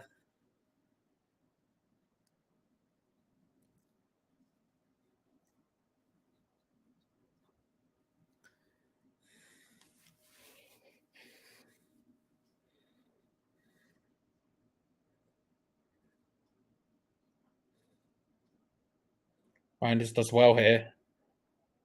There wasn't really any pressure on him, but he does well. And then he chases down Tito Kehrer, who's forced into playing it straight into the feet of Brederode. Again, there's no options. He's done really well then. And number 6, who's the goal scorer, just chasing him down, forcing him into a position they don't want to be in. And then again, they pass around calmly. I've not been mega impressed by AZ. Despite the fact they're 1-0 up, I've not been mega impressed by them. I think that they've not counterattacked with anywhere near the pace I thought they should have or would have. When they've counterattacked, they've been largely incredibly slow, and it suited us perfectly. And actually, outside of the goal, even the goal is kind of a freak thing from range. Outside of the goal, I don't really think they've done incredibly. The problem is now it doesn't really matter because they've gone 1-0 up, and in that scenario, they can now play the exact game they want to play, which is one of the reasons why there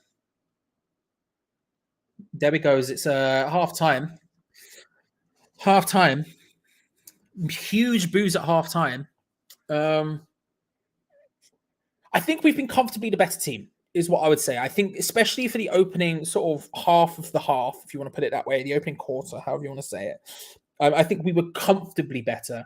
I don't like how many of our players are currently complaining to the referee. I think halftime has come at the right time. And I think actually, David Moyes, this is a huge halftime team talk because there's a lot of, I don't know, I don't really like the attitude that people are going in with right now. And I think he needs to get them in and just calm them down because I understand how they feel like it's gone against them, how Paquetá maybe should have had a foul up the other end of the pitch. Personally, I don't think it was a foul, but I understand how they would think should have had one that shouldn't have counted otherwise. But they need to be calmed down because I think actually, like I said, by and large, I think we have been the better team. I think for the opening half of the half, we were much better. We were creating relatively well. There was a good atmosphere. There was a good vibe amongst the players. And once it started to get gritty and a bit like nitty, that was when it started to turn a little bit more in their favor. But Gio, in general, I don't feel like they've created that much. I think actually they've counterattacked a lot slower than I would have expected. And the only time they really counterattacked with any pace, they scored. I don't know. I'm not massively unhappy by it, but I'm not exactly buzzing either.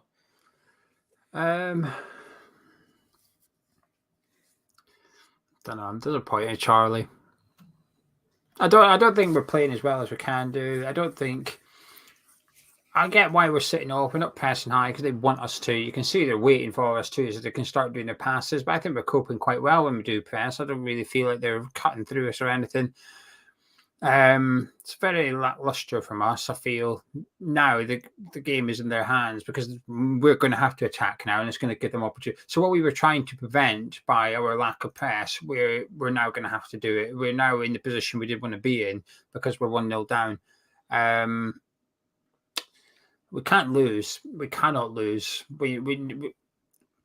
I'm not against a draw, certainly at this point, because I fancy us at their place because they'll have to attack us, kind of thing. But it's two teams with similar styles and similar strategies, which is you have the ball and we'll sit back and counter-attack you, kind of thing. But because they're now 1-0 up, it suits them more than it does us. Yeah, I think equally, I've not been. I just think in transition they're not fast enough going backwards either. I think we've created okay when we've gone fast forward from a position where they've maybe committed more than they should have. We've actually looked pretty good. The problem is now they're 1-0 up. They don't have to commit anywhere near the amount they have. I don't think we lose, by the way. I feel relatively comfortable that we will score in the second half. I feel like we've created. I don't think they'll score again. We've created enough. We're getting the ball in the final third, and Ben Rama's playing really well tonight. By the way, I think he's our best player out there. We just need to keep getting the ball out to him and keep getting these crosses in. Whenever the crosses are coming in, we're winning every header in the box. We're just not really doing anything with it or doing enough. And unfortunately, it's a little bit up against 12 men because the ref's a cunt. Sorry, but he is, Charlie. He's just a prick. He's reffing the game like an absolute bellend. There's so many. Well, he is though. It's not just a push, right? It is a push. It's a bit soft. Paqueta should be doing more, but it's still a foul. But also, it's just little things. It's like the time wasting thing. Like 2 times he's gone over to our attackers and said, "Oh, you outside the box, lads." Fucking hell, mate. Get control of the game and book the centre back because it's him that's doing it. It's not the keeper. It's the centre back with a long name that's taking forever doing it. Go get him in the yellow card early doors, and they'll soon stop their time wasting. But because he's allowed them to do it, they're going to keep on doing it. It's only going to get worse in the second half. He's not in control of the game, really. He's lucky that neither team are really dirty. They're not a dirty team, and we're not a dirty team because that's the type of game that can escalate really quickly and get out of control because the referee's not in it whatsoever. Yeah, I'd agree with that. I never care about the referees, but I agree. I don't think he's in control of the game. I just think in general we didn't take advantage when we should have, and I can't see them scoring again. But that's because I couldn't see them scoring in the first place, and actually their goal is relatively freak. It's a shot from range that just ends up in the back of the net. It's just one of those things. It's a bit like the Gakpo goal in that sense, where it just sort of happens, and you go right, well, okay. But I can't see them scoring again. But the problem is now we just have to bring them down, which is just not something we're good at, and they don't have to commit. I don't know how many goals we score now, but we'll see. We're still capable of doing it. It's just we'll see what happens. However, I will be back in a couple of moments' time, Gio. Try not to get too angry about the ref, okay? He can't hurt you. He can't hurt you where you are, okay? I'm not blaming him, though. It's on us. It's on us. Right, let's see what you are all saying. Dean says, playing like this against the Dutch team is a joke. Need to pass them every chance. It's a semi-final, not a mid-season game. Let's see what you're all saying. Ben said he loves Paqueta, but he's inconsistent. Henry says, look, lads, there's a reason he's reffing a Europa Conference League match and not a Champions League one. Brian says we need to turn up the intensity. Threat is asking why we've forgotten to mark players. And Paul saying we're no good at dark arts. I agree with that. Case is saying it's a bit embarrassing. Leon saying we're lacking in urgency to score. Too complacent to let them hold the ball and sit back and watch. Where's the attacking flair? Do you know something, Leon? Honestly, I don't think we had attacking flair against Man United. I think I watched a different game from some people. I've seen quite a few people talk about the attacking style against Man U. I didn't see it. I thought defensively really good. Midfield fantastic. I don't think we were that attacking against Man United. It was just a really good result. In my opinion, honestly, I didn't think Bowen was. I thought Bowen had a decent game. Benrahma had a decent game. Antonio was quite quiet. A couple of good runs. But I think that was it. I didn't feel like we attacked Man U per se. Martin says, poor display. We look disjointed. We need to get Souček off and get Downs on. Thunder says that's why Fabianski is number 1. I'm saying nothing. Thank you very much. For those that watch the preview will understand. Michael says that guy was given far too much space to score. Brandon says, how can you call it a good performance when everybody does well but misplaces passes at key times? Paqueta's doing that. 3 times you could have played someone in and at fault for our goal. Pigeon watched the preview. Pigeon's a preview watcher. Yeah. I'm saying nothing. He should have been doing better. He should have definitely been doing better, Aviola. Kev says, poor referee, what 15 yards just to move the ball 2 foot and spray a squiggly line before a free kick. Never seen a time-wasting ref before.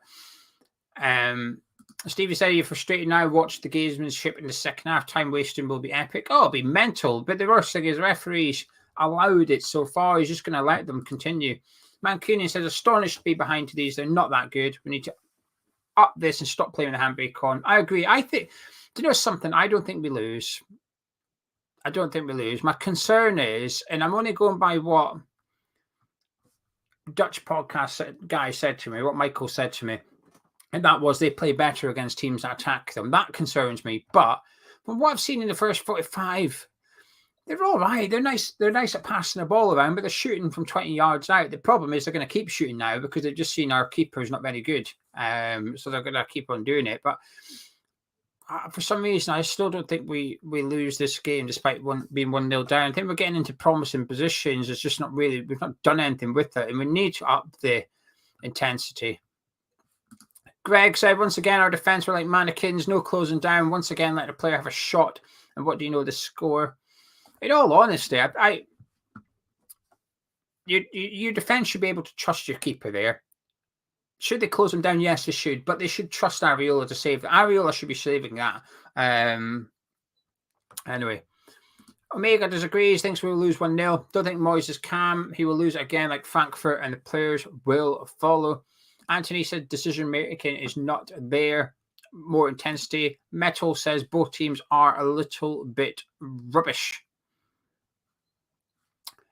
Henry said, is Moyes scared of semi-finals and finals? Just like he is against top 6. He's so negative in these matches. In fairness, I've seen Moyes at one point screaming at Souček to get forward. So I don't know if the team have froze. I don't know. But not good at all. Marcus with some statistics says 60% possession for AZ with 317 passes to our 200 against our 44% possession and 208 passes. It feels like it, to be fair. Dean says shocking from Areola. We laughed at De Gea for similar range. Charles says whenever Benrahma has a good game, the entire rest of the team is a stinker. Stevie says from a neutral point of view, it's a poor game. What would we change at half-time? Nothing, actually. Honestly, I wouldn't change anything yet. I would get Souček in the box and I would get crosses in. Whenever we put the ball in the box, we've probably only won 3, but there's only been like 3 half-decent crosses. We're not testing them. I want Souček in that box next to Antonio. That Paqueta run that he jumped and hit him in the back. I mean, it's just stupid. But that was Souček. That's in the back of the net. I feel like we're doing... I don't think it's a disaster yet. The players aren't playing poorly, in my opinion. It's the lack of intensity that's bothering me. It's just sitting back, letting them have the ball. It's an attitude thing rather than players' individual errors or fluffing their lines. It's an attitude problem. And I think if we can crank it up, get out of second gear, we can get at this team. I wouldn't do any changes yet. I think Souček will be vital with the open play, getting into the box kind of thing. I know a lot of will disagree with me, but that's my thoughts anyway. But let's see what you say. Mark says, Tester, keeper, more crosses. He looks suspected dealing with it. Honestly, we need to bombard their box. I've got a feeling we'll score from a cross. Neb says he agrees. I assume it's a substitute thing, Neb. If not, just let me know. James says, wasn't a great half, but a freak goal. I think second half will come out strong. Need to do more of the pressing. I've seen us get into good positions. Stephen says we can never get going against average opposition. Play a top side and we are at the top of our game. Christian, I think everyone thinks Areola could be doing a bit better, not just you. Don't worry about that. Paul says we are woeful. Mancunian says we look like we're playing Man City and treating them as if they're Bernardo Silva. Cockney says we're sitting back and letting them have the ball is a Moyes thing. Scarborough says Rice needs to open his legs. Pardon. Get up the field. His runs will be key in the second half. Leo says Paqueta and Bowen are being a bit too forceful. Just simple. Get into second gear. Can see us winning 2-1. Cyclops wants to see Rice driving forwards as well. Henry agrees with me. It's an attitude thing. Whilst it's the player's attitude, just the manager instills that mentality. I agree. We need to get out of this safety first. We can't sit here. I say we. I'm speaking about myself. We can't sit here all the time every week and say, "Oh well, when we got a goal down, we start to play good." We're a goal down. Well, I want to see it now. I want to see us start to play good, and we tend to do better when we're a goal down. It shouldn't be the case, but for whatever reason it is. Ben says if we press more, we win the game. I don't disagree. And the problem is, like I said, this plays into their hands. They want to be sitting back. They want to be counter-attacking. Anthony, it all feels a bit too comfortable. We get at them, get the crowd up, we can turn it around. That's the one good thing about them time wasting. The only good thing for West Ham about them time wasting is it does get the crowd going. It does get the crowd angry, and that can help. That can drive the atmosphere a little bit. Paul says far too passive. The ref is shocking, so we need to make it happen. John said get out strong and fast. Sort of second half. Stevie says no need to panic. Even at 1-0 down, we'll have a different mentality when we go. I think we need a draw. So I think the only reason I say that is because of the Lyon thing. I'm like, well, we went to Lyon and won, didn't we? But there you go. I'm not surprised we're struggling. I wasn't buying into this. I was a bit concerned how many people were predicting an easy win for us. And in their defence, it was, they were expecting a better West Ham than what they've seen in the first half, in fairness. Omega says Brentford will smash us. I don't really care, to be honest with you, Omega. They can smash us all they want as long as we get to the final. I'm not that arsed about Sunday anymore. I know it's wrong of me, but I probably come Sunday, I'll probably feel a bit different. But at the minute, I could not give a hoot about Sunday's game. Let's just not lose tonight and get into that final over the two legs. Oh, we're safe in the Premier League. I know we're not mathematically safe, but I'm not bothered at all. Not fussed in the slightest. But anyway, Charlie, I was just saying I wouldn't change anything yet because I think we get Souček in that box and we've got a chance. The bet's got a chance, by the way. If Souček score and West Ham win, the bet wins. Was that what we need? He's had his shots, and that guy that I did to get booked has been booked. I agree with you. I don't think you take off Souček and you just pummel it in towards him. I wouldn't take anyone off yet. Yeah, there's no one on the bench I look at and think game changer. There's people I think could be game changers, but in this specific scenario, no, that's not what we need. We have honestly, the people we need are the people on the pitch. If I was to do a sub eventually, I would take off Souček and put on Obama and put him up front alongside Antonio. You need a goal scorer. You need someone with confidence. He's actually got a bit of fucking confidence about him. Get him on the pitch. Not the worst chat in the world. Right. Gio, I'll let you go. Cheers. Thank you very much, Gio. There we go. Half time is almost over, ladies and gentlemen. Teams are coming back out. As far as I can see, no changes at half time. I agree with what Gio was saying. No subs as of yet. I think realistically, we could make a change, but no one on the bench is really someone who I think would work in this scenario specifically. You can make arguments for in different scenarios, but actually what we need is what's currently on the pitch. And I think that's what we've got to keep. Like Gia said, if we can just pummel the ball into the box, they're not winning headers. They're not a particularly big, dominant side in that sense. Get Souček in that box and get those balls towards him. He will cause problems, and that should allow the space for the likes of Ben Rama, Antonio, Bowen to maybe create a bit of space for themselves, just find themselves and just enough space to have a pop. That's all we need right now. That's all we need, because I'm confident that they aren't going to score again. I'm pretty confident they won't score again. It's just about us stepping up now and making it happen, which we're going to, hopefully. Second half is about to kick off. West Ham versus AZ 1-0 to the away side. West Ham to get underway. Paqueta to take the goal kick. If we can start brightly, get the crowd back, because they were obviously booing massively at half time. Get the crowd back. Let's start brightly. Let's make some stuff happen. Let's get it going. Come on, your eyes. Deploy the boys. It's time to run two things. All of that good stuff. He did. Yes, he did. But I still think the vibe is to get him going. Why not? It wouldn't be ideal, but you're not doing it for 45 minutes, right? You're probably doing it for like 15 at the end. Not ideal, but still, I think.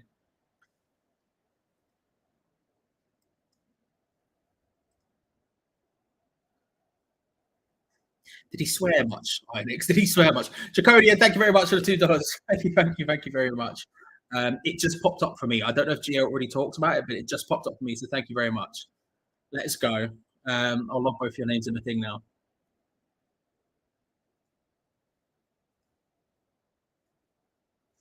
Let me pause that because it's probably causing me issues. Big boot forward.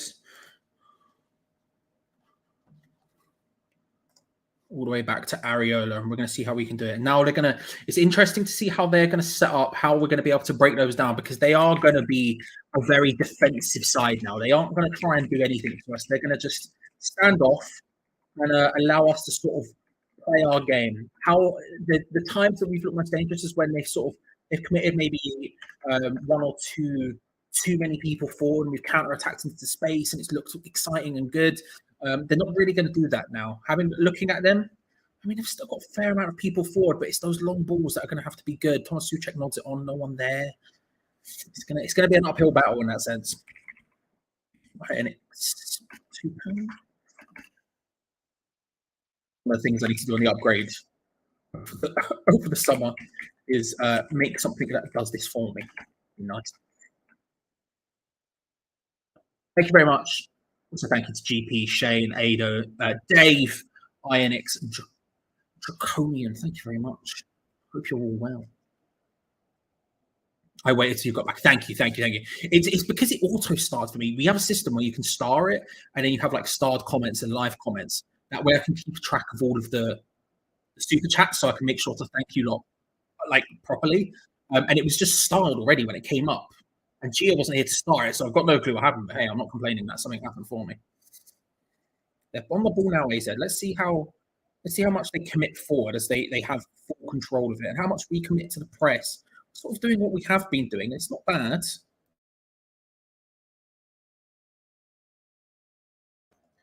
Big boot. Kurt Zuma wins the header. Souček driving after it. Can't get there. Jared Bowen goes down. It's a free kick. Free kick.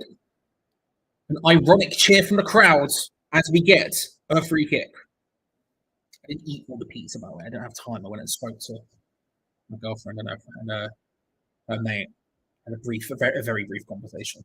So I only ate like 2 or 3 of the pizzas. The YouTube algorithm working. Apparently so, Draconian. Apparently so. So I've got more pizzas to go after this. So no matter what happens in this, I'm going to have a vibey time after. Just big pizza bites. Laid out wide.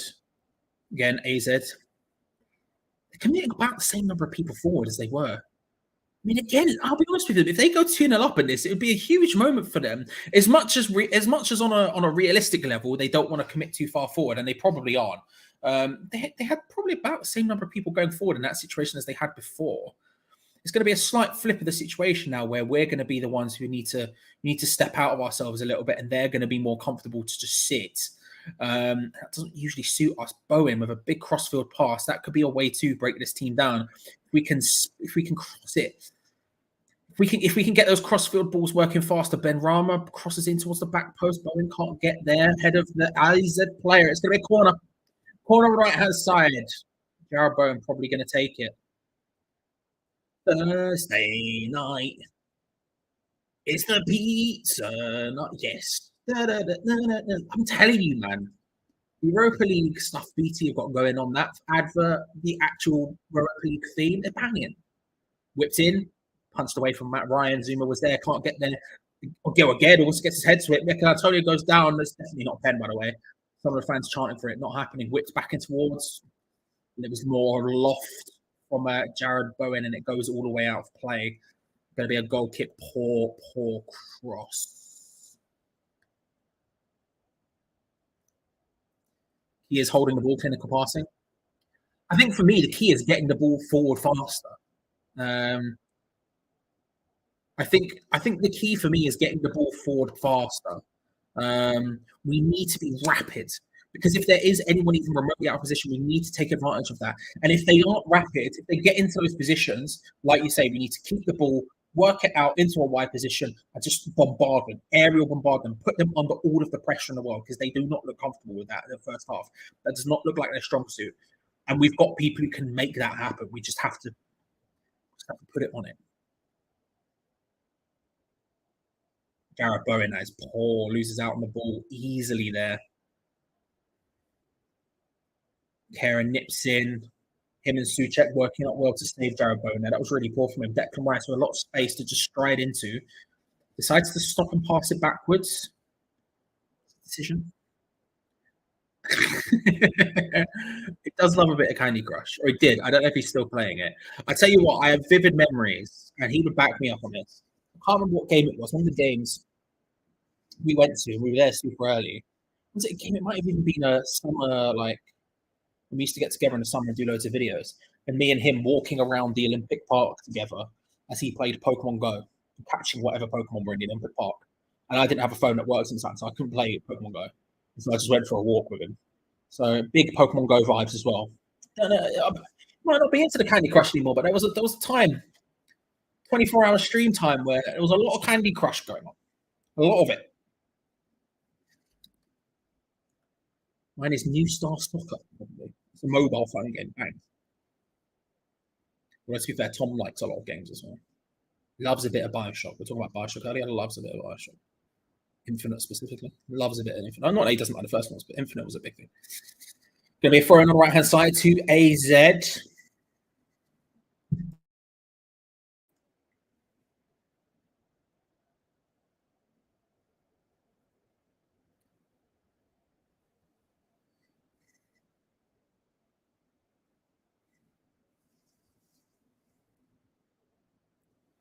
Passing it around here, AZ, quite comfortably. Again, under not really any much pressure and not in an interesting position. In a second, they try to progress it into a dangerous position. It instantly goes wrong for them. But we've just hoofed it forward towards Mikel Antonio. It's a little bit wasteful there. A little bit wasteful. We regained the possession off just a sloppy pass from them, trying to progress forward. And instead of taking note and maybe a little short pass, but still going forward or whatever, Aaron Cresswell just pumping it forward. Crowd getting very angry about the pass here. Benrahma can't quite find Paquetá with a through ball. Too hardly hit. The crowd getting very frustrated that we aren't pressing them, but it's just not a smart thing to do. I understand a good tackle from Near Faged. Benrahma into Paquetá, two just both a little bit awkward passes there. Doesn't work out at all. And AZ tries to come forward here. Again, they're not streaming forward, are they? Not streaming forward at all. And he's on it tonight. Yeah, he's doing well. Couple of mistakes in his game, but that's just Benrahma. A couple of bad decisions, but that's just Benrahma. That's what he gives you. He can have an incredible performance, but he'll still make a couple of just mad decisions and do some dumb things that he shouldn't have done. But actually, in general, he's having a really good game. He's having a really good game. He's our best player on the pitch, in my opinion, if I say. Which I don't say lightly. I don't say lightly. I'm not a mega fan of his, so Antonio can't quite get that ball off Jordi Classy. Big ball, that's really nicely done by Brederode. That control is really nice. It doesn't go anywhere with it, but just to keep possession of the ball when it was slightly behind him like that is really impressive. Well, nice back heel, but thankfully Curtis Zouma's on it, although that is a hospital pass from Curtis Zouma. Thankfully, we deal with it. Flipping heck. Flipping heck. Declan Rice trying to battle for it. Paquetá getting involved. They easily win the ball back.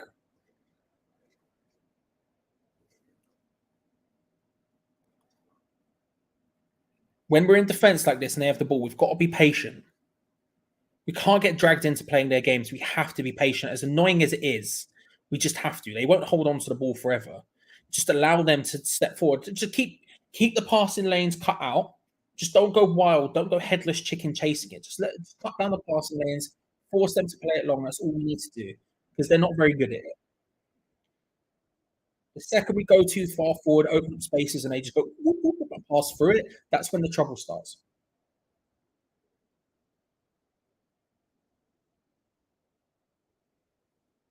Commentator just said that he thinks AZ Alkmaar are boss in the game at the moment, and I agree. I don't think we've been good enough since half time. I wanted to see us come out. Thankfully, We've come out a bit calmer than we were in the first half. Then Rama does well there for the control. Then spins interestingly, but wins a free kick.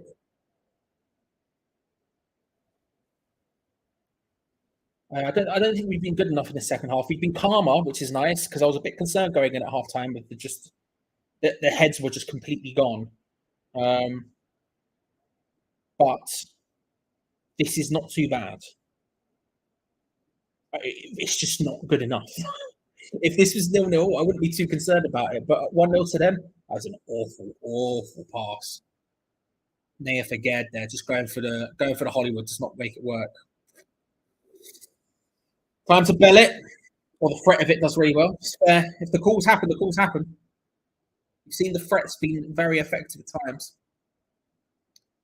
Fiorentina 1-0 up. I would expect Fiorentina to go through. I was going to ask if anyone's kept an eye on what's going on there. I haven't actually seen any updates or anything. So, yeah.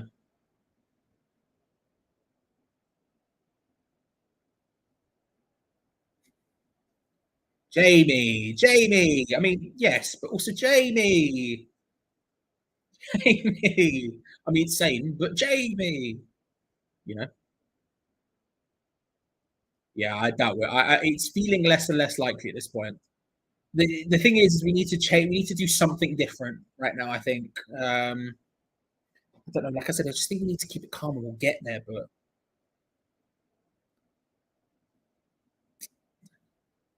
I don't know how bad that was from Paquetá. I'll be honest there. It wasn't great. I don't think it was that bad. He picks up a yellow card for it, but I've only seen the replay from a dodgy angle. So yes.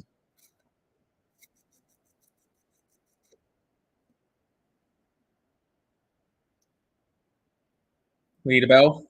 Need a bell. All right, enough calls in a short period of time, but we'll get the we'll do the bell.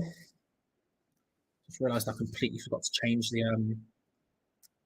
completely forgot to change the title of the video to watch along. But there we go, it's done now. No one tell anyone. Shh. There is a poll in chat. We have 90 seconds, so at 59 is how long you have until. Let's see what the people say. The yellow card, I think, for Classy as well there.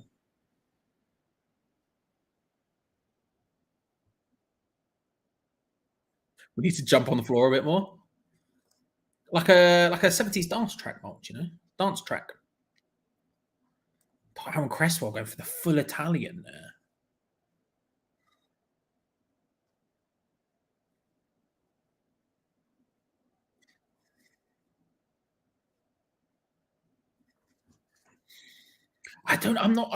We'll see. I'm not defeated about it yet. I'm a bit concerned about our inability to create anything right now. The second half, if we created literally anything, I'm not convinced we do. I'm not convinced that we have. Good opportunity for them to cross it in. Thankfully, the cross is god-awful. Paquetá heads it away. Bowen does well to play it forward, but it's over here. He does it fast, which is nice to Ben Rama, who's going to continuously chase it. This is headless chicken time. Go on side. Never going to do anything, but that's headless chicken time. Forces Matt Ryan into a bit of an awkward quick. Good job. We're going to throw him. Good opportunity there. I'm not going to eat the wax, Suburban. Stop. I'm not going to eat the wax, bro. Bowen just about keeps it in. It's going to be a goal kick. Bowen doesn't get there first. 5 seconds left of the poll. 4, 3, 2, 1. Unsurprisingly, it's a resounding yes. 75% of people saying yes. So I have to go and grab it. Lee, good to see you, sir. I hope you're well. Hope you haven't got. It's not Lee. I clicked on a Mega Plantain. Omega, I'll read it out. Ben Ram has more heart than most of our players. Love him. You know, he's a vibe. I liked what he did when he joined us with the Brentford staff and giving them the signing on bonus and that. I thought that was good. Lee, good to see you. There you go. I clicked on the right one this time. Hang on. Right. I've got to go and get this bell. Give me a sec. Danny will entertain you in the meantime. Danny. Oh, I've moved. Do you know what? It'll just, you'll have to do it. You'll have to do it. Give me a sec.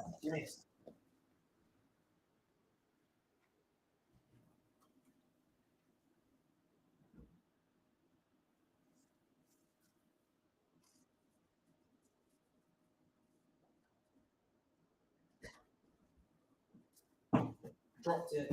It's here, but I've dropped it. Hang on. Oh, look. I tried to do a little throw up in the air and catch, and I walked into the room in an emphatic manner, in a way that only would impress me, like that sort of thing. But I bloody dropped it, didn't I? Well, he dropped it, didn't I? The bell is here. We're on the way.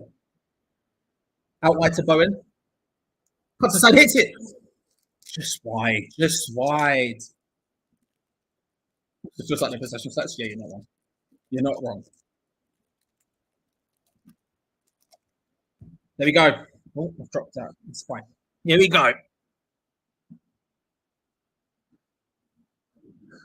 Ben Rama. Paquetá nods it down well for Jared Bowen. He cuts in on the inside and looks to lash it in and can't quite make it work. Here we go. Let's get a bit closer and let's really emphasize the bell. Let's really emphasize the bell. On a very cheesy match with the pizza in this. A lot of cheese going on. There we go. Uno bell. In it pops.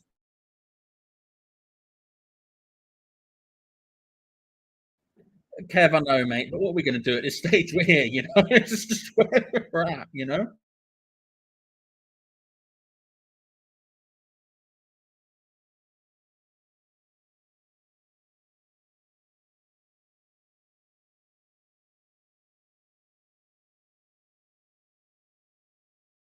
Very kind of you. Thank you. I tried to be as fair as possible, you know?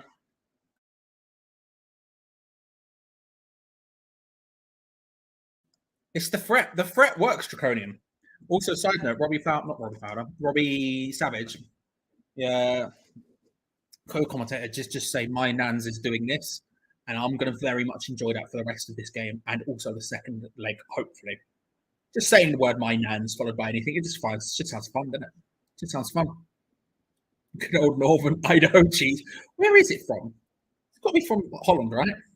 Baby Bells? It's got to be from Holland. Can't see it not being.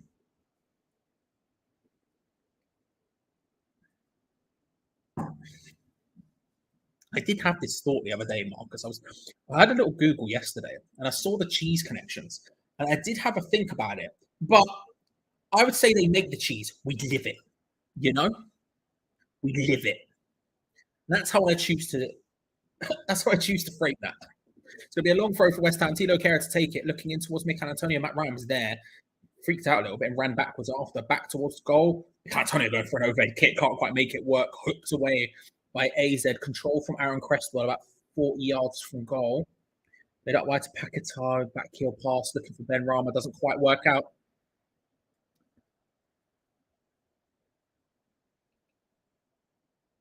The thing about Paquetá in this situation, I don't think he's been that bad tonight.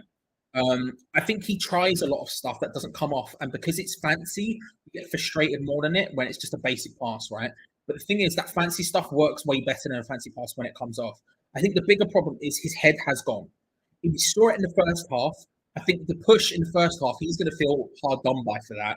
Even though I don't think it was right, even though I think it was fine, he's going to feel hard done. He's going to feel hard done by. And he needs someone next to him to go, look, you need to calm down. You need to get your head back in the game because right now he's lost his head.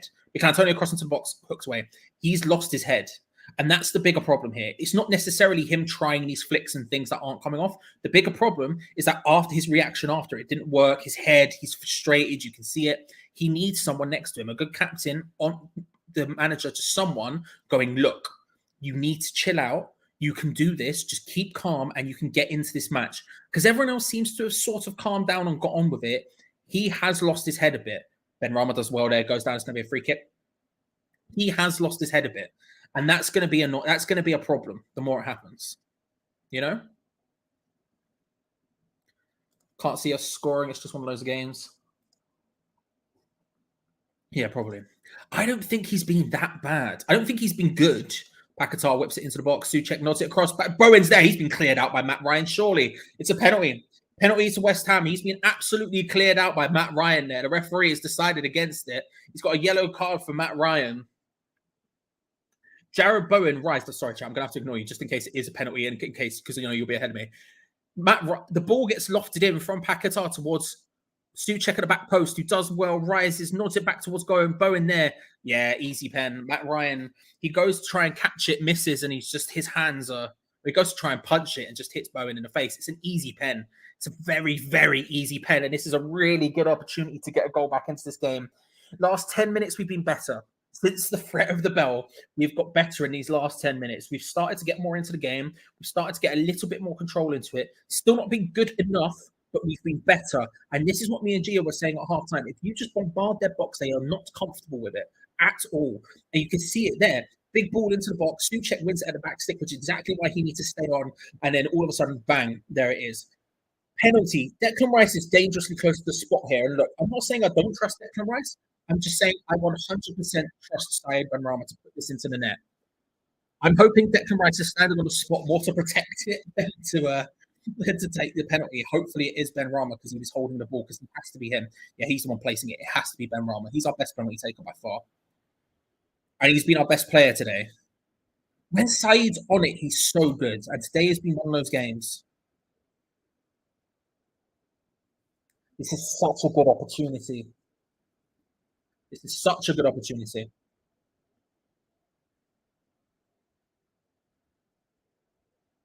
And I trust Benrahma. He's the penalty taker I've trusted the most since the City game when he scored the final one.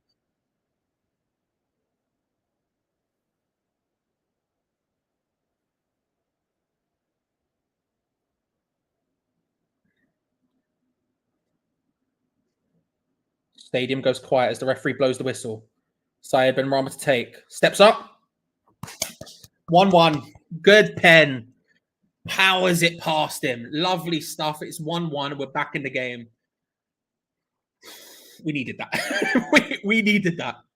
We needed that. Like I said, I think we've been better over the last 10 minutes or so. I think we've been getting the ball into the box more. We just need to keep bombarding their box because they haven't looked comfortable with it. We loft it into the back post. Paquetá. Souček rises up well, nods it down. Jared Bowen completely cleared out by Matt Ryan. 1-0. Bosh. Yes. Come on. Come on. Always trust Benrahma with a pen. Always trust him with a pen. It's a great pen as well. No chance for Matt Ryan on that one.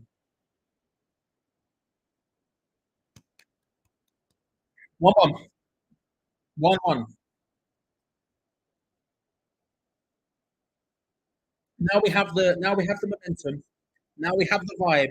We need to keep on top of it. We need to keep on top of them. We need to start lobbing it in.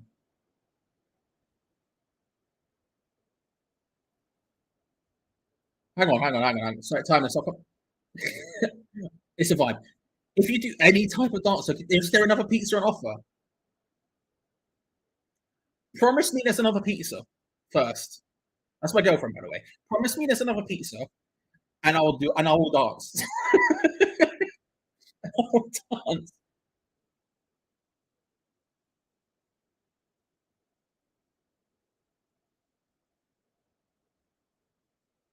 Now's the time to just put it on them. You promise? That was what? The bells always work, Harry. What kind of vibe are we looking for? Hang on a sec. What's the counter attack? Antonio trying to get the ball in, can't find Declan Rice. Goes down under a bit of pressure. There's nothing to be seen, a bit of pressure.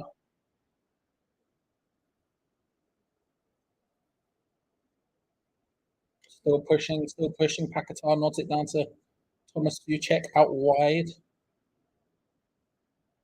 You can't orange. There's no oranges. I forgot to buy them. I wanted to get them earlier and then just completely forgot to buy any fruit whatsoever. Bad moves from me. Benrahma down the left, looking to try and cut his way into the box. Just loft it in there. Don't waste any time with it. Just loft it in. They can't deal with that. We're wasting time passing it around. Just boot it into the box. I'm not usually about those movements, but this is the time to do it. Benrahma with a fake pass for some reason. You'll have to see it. Paquetá drives into the box, puts it in.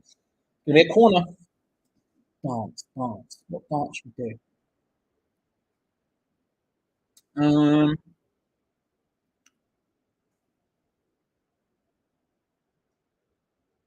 don't know what dance. I feel under pressure now. If there was no pressure, I'll just do it. But I feel under pressure. I'm so concerned that you could appear at the door any minute. Wait, maybe. Okay, hang on.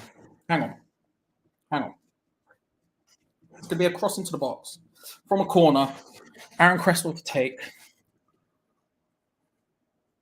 Whipped in, no header. There's someone down. I think it's Kurt Zuma. Is Kurt Zuma down? Kurt Zuma down? What about we hit a quick, while someone's down, hit a quick robot? Hit one of them? Hit one of them? Hit one of them? Hit one of them? Maybe hit one of those? One of those? You know? Hit a big fish, little fish cardboard box thing? I don't know what you want, bro. I don't know what you want. Kurt Zuma's gone down holding his face. Oh, little cheeky slap across the face. We need another bell. Listen, the chat vote for it. The chat vote for it. I don't know what more you want. Chat vote for it. Kurt Zuma goes down. His stray hand round the back there. Wasn't meant, I don't think. He goes down comfortably. YMCA? YMCA. I don't know the time warp dance. Otherwise, I'll do time warp dance. I don't know it. You got another pizza? Oh my God, there is another pizza. I've got another pizza. Where's this come from? Oh, tell her, is she still here? Oh, okay. Well, message her thank you from me. You can send her the dance as well if you want. I've got a second pizza. It's me. It's me. Let's go. I don't know the time warp dance. I would have hit it otherwise. Hit the YMCA. No. Or PIZZA. Something there. Something there. Just pure chaos. Anyway, West Ham, right. I've got 2 pizzas. Mate, I'm about to have the greatest. I'm going to have an unreal evening. Oh, lay it on me, man. Amazing news. Lay it on me. Never doubt West Ham. Never doubt it. Oh, Barca have scored. 1-1.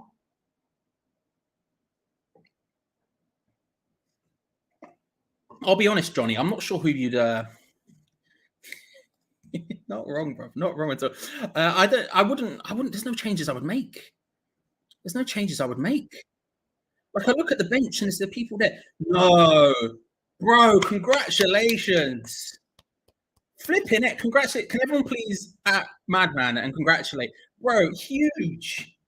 And if it's not called Charlie, I will be pissed off. It's it's too. It's non-specific gender, so you can do whatever. But dude, congratulations. Big. Fair play, mate.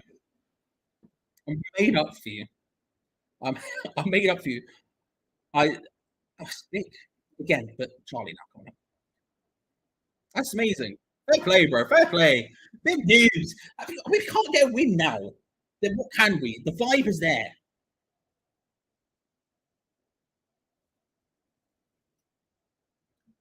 Bring on some fresh legs. Yeah, that's what he's done, is it not? Just give it till November. We'll be good. Fresh legs in the zone. The fresh legs thing, I think it's a fair argument, but I look at the bench, right? I'll pull it up now. Where is it? I look at the bench, and I don't know if any of those players are going to change what we need right now. We need people getting the ball in quickly. That's none of their specific strengths.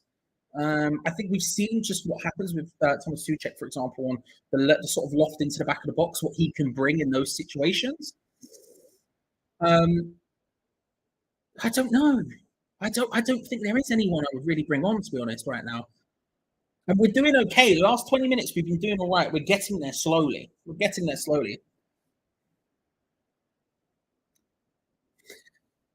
I wouldn't hold your breath, Dean.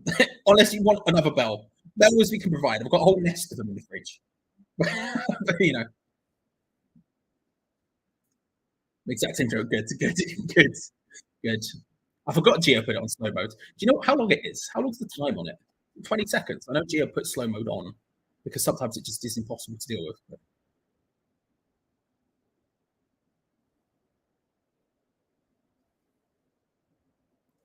I'm a good guy, Marty, I take one for the team,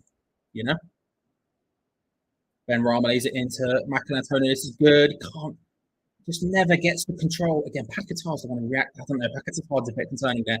But Antonio can't get the control there, and it's going to be a corner at least. He's sort of trying to get the control. It's rolling along the inside of him. He's fighting. To be fair, look, it's really good. He's fighting for it. And he's in a good position. He just keeps doing everything he can, and it is going to be a corner. I don't think it's a foul, but it is going to be a corner. Again, I don't like the reaction of Paquetá from that. I'm not keen on it at all. Fourth corner, whipped into the box. Zuma gets the head down, can't quite make it. Declan Rice at the far post puts it in. Oh, pen, Abel, goal! There's so many things just happened. I think Mikel Antonio scored. I'm not sure who got the touch that went across the line. So many different things have happened there, but it's 2-1 to West Ham. The ball gets played into the box. The ball gets played back into the box from Declan Rice on the left-hand side. It then looks like it hits maybe an AZ hand, potentially even over the line. And then Mikel Antonio just sort of hooks in. Arsenal-esque with the hook in, by the way. It's 2-1. Danny Ings is stripped off, which is concerning to me, but it's fine. It's 2-1 to West Ham right now. Mikel Antonio with a goal. Let's go. You can't stop that one from coming off. You can't stop that one. Big.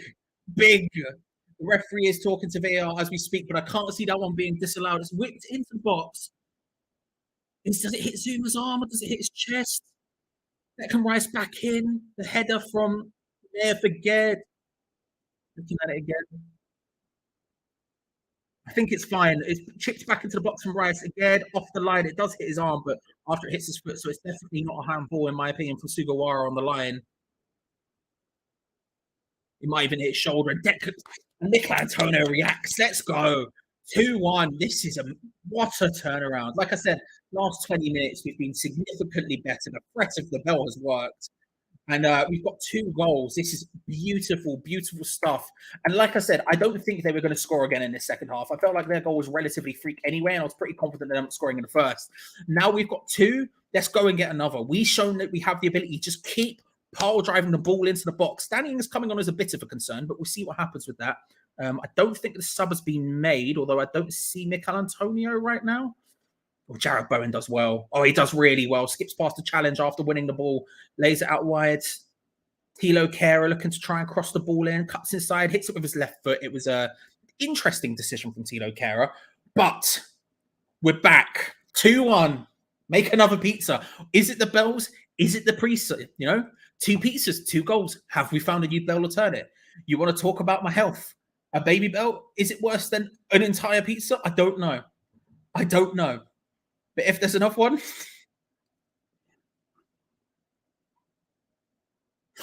imagine she just arrived with like another pizza. Incredible. We'll get him on Uber quickly,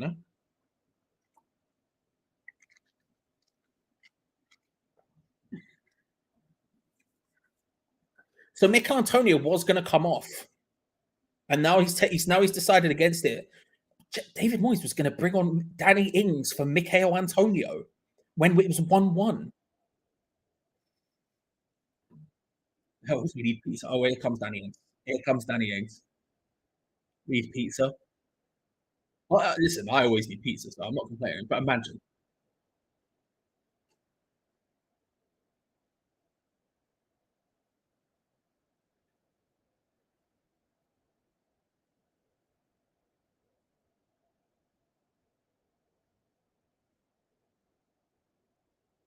Killed him off from West Brentford. I agree with you, James. I agree with you.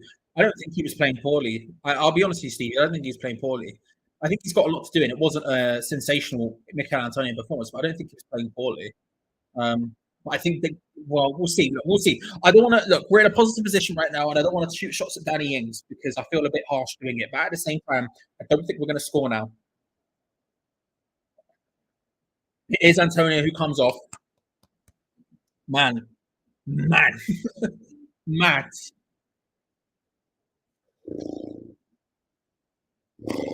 The bells, man. The bells, the pizza. It just all worked. We are flying for likes, by the way. I just clicked on the button by accident to move to the other page. I didn't mean to. I meant to go to a different one. 573 likes. Wild. I mean, I remember our Europa League semi-final last year doing really well as well, but 573 for a game where we can be relatively, mate, vibes.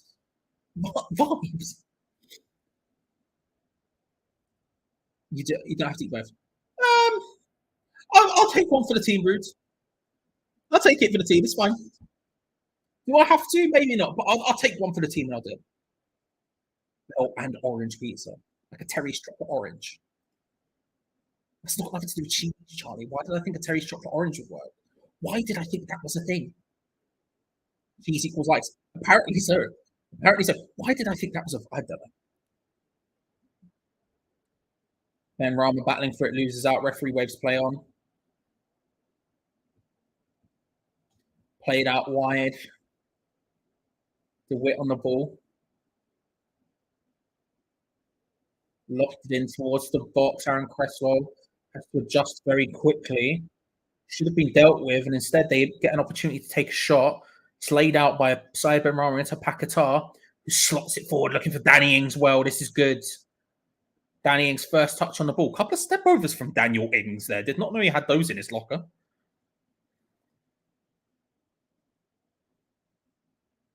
Laid short. Little triangles now between Ings, Rice, Paquetá, and Benrahma.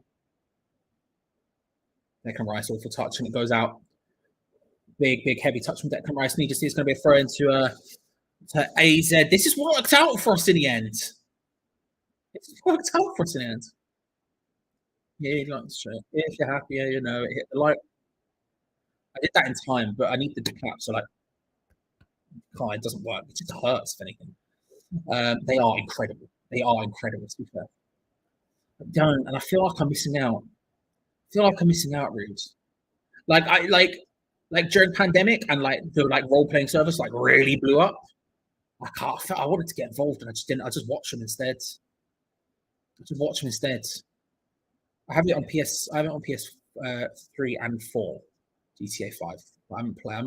And to be fair, I've not even played online. I played GTA 5 online when it first came out on PS3, but it was completely busted. The first week, it just did not work.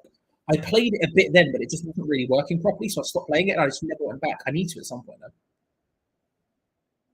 It does. I think I was just thinking about nice things. I think I was just thinking of nice things. A Terry's chocolate orange on a pizza sounds ideal.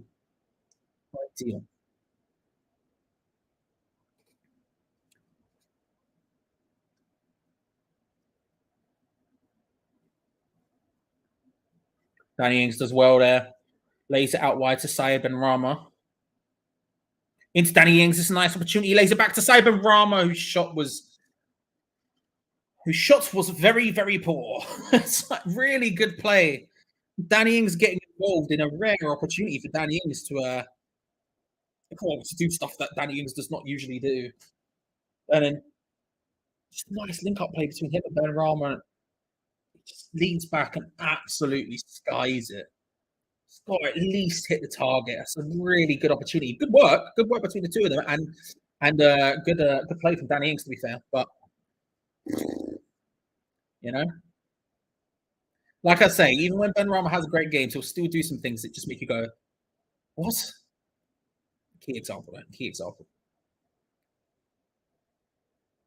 Yeah, exactly. It's exactly that, bro. It's exactly that. I'm downloading now for the RP. Fair. I'm jealous. At some point I might get involved. I think I have a copy of it. I think it might go. Did Epic give it away on the Epic Game Store at one point? Because if so, I might have a copy of it. Over the top, Danny Ings. Oh, I can't quite get there. Paquetá just balling it over the top. Can't quite get there. Cresswell managed to knock it down to Benrahma, back to Paquetá. That was apparently it wasn't a free kick. He's gone down very emphatically. I thought that one was a free kick, if I'm being honest.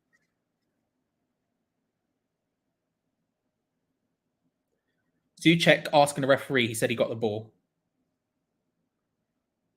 Paquetá's back up. We're going to look at it again. Yeah, don't get me wrong. My Nan's the best named player on the pitch. We're looking at the back heel again from Paquetá. See, this is what I'm saying, man. When it works out, it's so good. But yeah, look, don't get me wrong, it was robust, but he gets the ball. I think the referee was correct on that one. It's just a poor finish. It's just a poor finish. I get it, but you've got to just get over it. But yeah, I agree, to be fair. Benrahma in a good position here. Takes a shot. Aaron Cresswell gets the control. It feels like Az Alkmaar sort of done. It's all us right now. Back out wide to Benrahma, to cross the ball in. Danny Ings gets massively confused there. Souček battles for it, wins his header, but no one goes on to try and attack it. They just feel like they're sort of run out of steam here a little bit, AZ. It feels like, I don't know if anyone here watched the the under-18s national final last night at West Ham Manchester City. And it felt like that in the second half for West Ham. It felt like we just run out of steam and we just didn't have it. This feels like the AZ now. It feels like they've just sort of done. And it's all us. It's all us. I can't see AZ scoring again in this game. It is all us. Let's get that third goal, because that would be so good. For next week, it would be massive to go into it with 2-goal advantage. Like I said before the game, I would have taken a 1-0. Don't get me wrong. I think 1-0 is still a big, big deal for us. I don't think they're going to be this incredibly different lightning team at home. But at the same time, let's get a third goal and let's remove any sort of doubt from it. Hang on. I didn't see it. Hang on. I feel like they did. I feel like that's what it was. 9:29. Maybe I've got a lot of games to play, but I'm talking my language now. Yes, I've played Yoshi's Island. I have.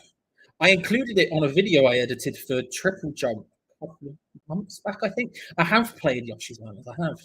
With Baby Mario, the most annoying character of all of gaming. Is that what's the tune, man? It's just na na na na na na na na na na na na na na na na na na. What's the no? I can't get the rhythm of it. I can't get the rhythm of it, man. What's the rhythm of it? No.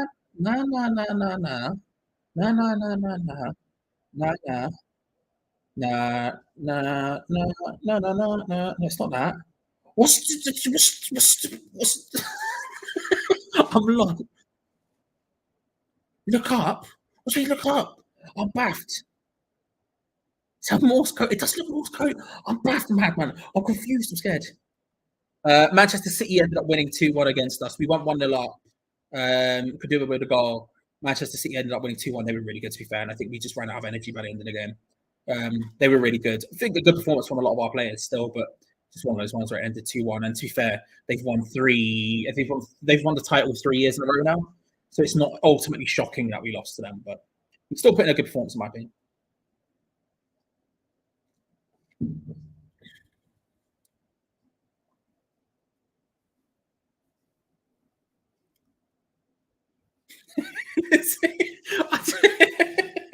I was gonna Google it, but like I don't. I'll back the beef, man. I just don't know what song it is. I just look mad. I'm just sat there going, no.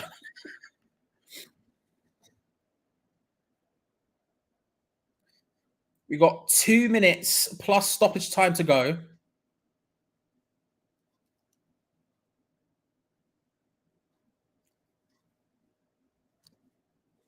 My Nance picks up the ball. You'll have to see it. She was a baller in her day, to be fair.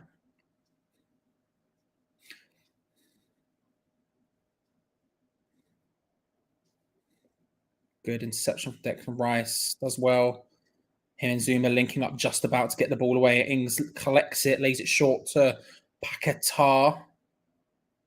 Doctor Who trailer at Eurovision. Ooh, Eurovision as well, mate. We're having a grand old time.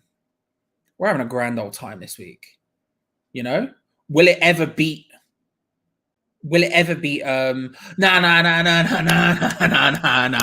There we go. There we go. And the bells are terrified. There we go. Now I know. The second I saw it, it clicked in my brain. Shot. They can't make it work. They're going to boot it back in. Sugawara lifted way over the top. And wait. Let me scroll up now. I have to see if that's the thing. Wait, I'm on a grand old time. Eurovision this weekend. We're going to have a great... Brentford can't do anything. I'm having a great weekend regardless. Wait. There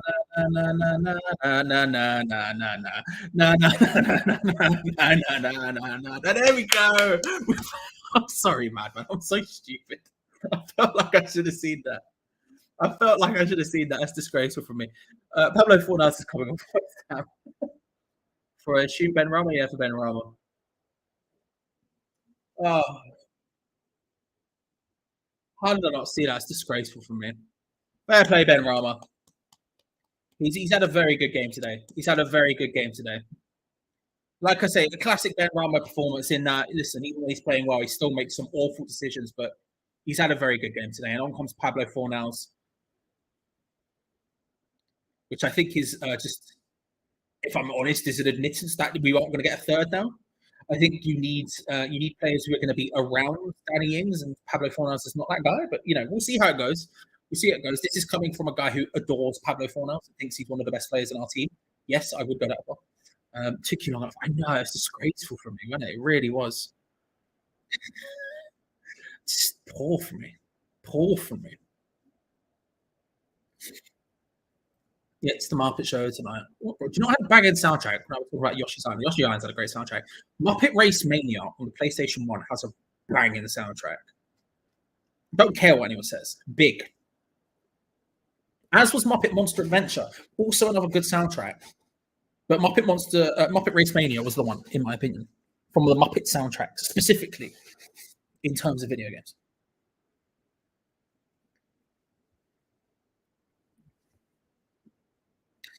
Two more minutes of stoppage time to go. 3 minutes was called. 2 more to go. Big hoof forward from Matt Ryan. Good interception from Naya Figuered. Strides forward with the ball comfortably as well. Just takes it all the way forward to the corner quadrant. Looking to try and cross it in. Just holds it off. Look at that from Figuered. He does so well.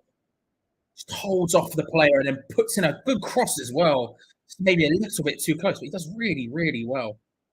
Look, I think any lead is good, especially in the position we're in. Especially in the position we were in, I think any lead is a good thing. With just over a minute to go, I will now ask you for your man of the match. I feel like I know how it'll go.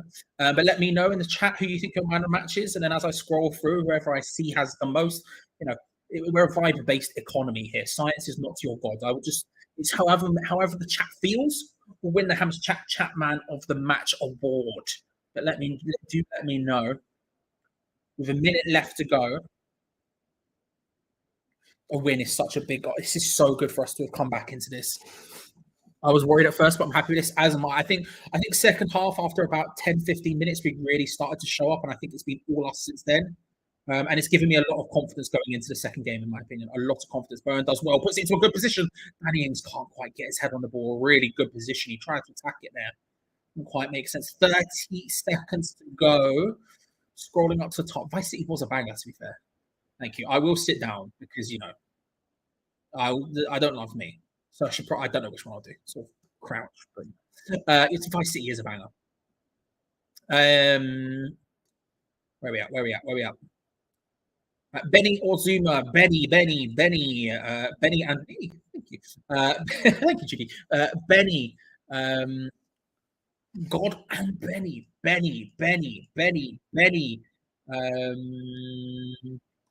The chat skipped. Benny, me. Thank you, Mapper. Thank you. 4-time whistle, 2-1 West Ham. Benny, Zuma quality, Benny, and Baby Bell, sorry. Benny, Zuma. Benny, banging soundtrack, to be fair. You're not wrong. Benny. There we go. It's definitely Ben Rama, isn't it? Congratulations to Ben Rama on winning the Hams Chat Man of the Match Awards. There we go. And a big result in the end. We managed to get the win under tough circumstances, and we turned around after about 10, 15 minutes in that second half where we didn't seem to turn up. We ended up doing it. In an emphatic way, and getting that win is a massive thing for us going into the second leg. We can relax a little bit against Brentford. I know most people would want to see us win that game as well. And listen, we're not mathematically safe, but I think we are realistically safe. Rest the players we need to, so next Thursday we can come into it fully forced with a lead and make it happen, and potentially get to a Europa Conference League final. There we go. Shout out to my girlfriend. Big up to my girlfriend. Big round of applause for my girlfriend and her mate who turned up with 2 pizzas. What a time to be alive. But ladies and gentlemen, stick around because Gio will be live with a full match review in just a couple of seconds' time. Before that, I shall ask you to subscribe if you haven't already, because we will be live for the second leg. We'll be live next week. We will be live for Brentford this weekend as well, but we will be specifically live for the second leg. A massive opportunity for us to get to a final. So subscribe so you don't miss out on it, because we're the only channel who did a watch along for every single game last season without fail. We've done every game but one this year. We're the most consistent ones by far. So make sure to hit the like button while you're there to help us out, and hit that bell notification button so you don't miss out on future ones. Pizza man of the match. I respect it largely. Thank you very much, everyone. We got to a huge 636 likes in the end, so massively appreciated. Make sure to show that sort of energy for the review that is coming up right now with Gio Mackie celebrating a 2-1 win for West Ham in the Europa Conference League first leg semi-final. Come on, you Irons, and enjoy yourselves. See you on the weekend. See you later, everyone. Bye. Bye.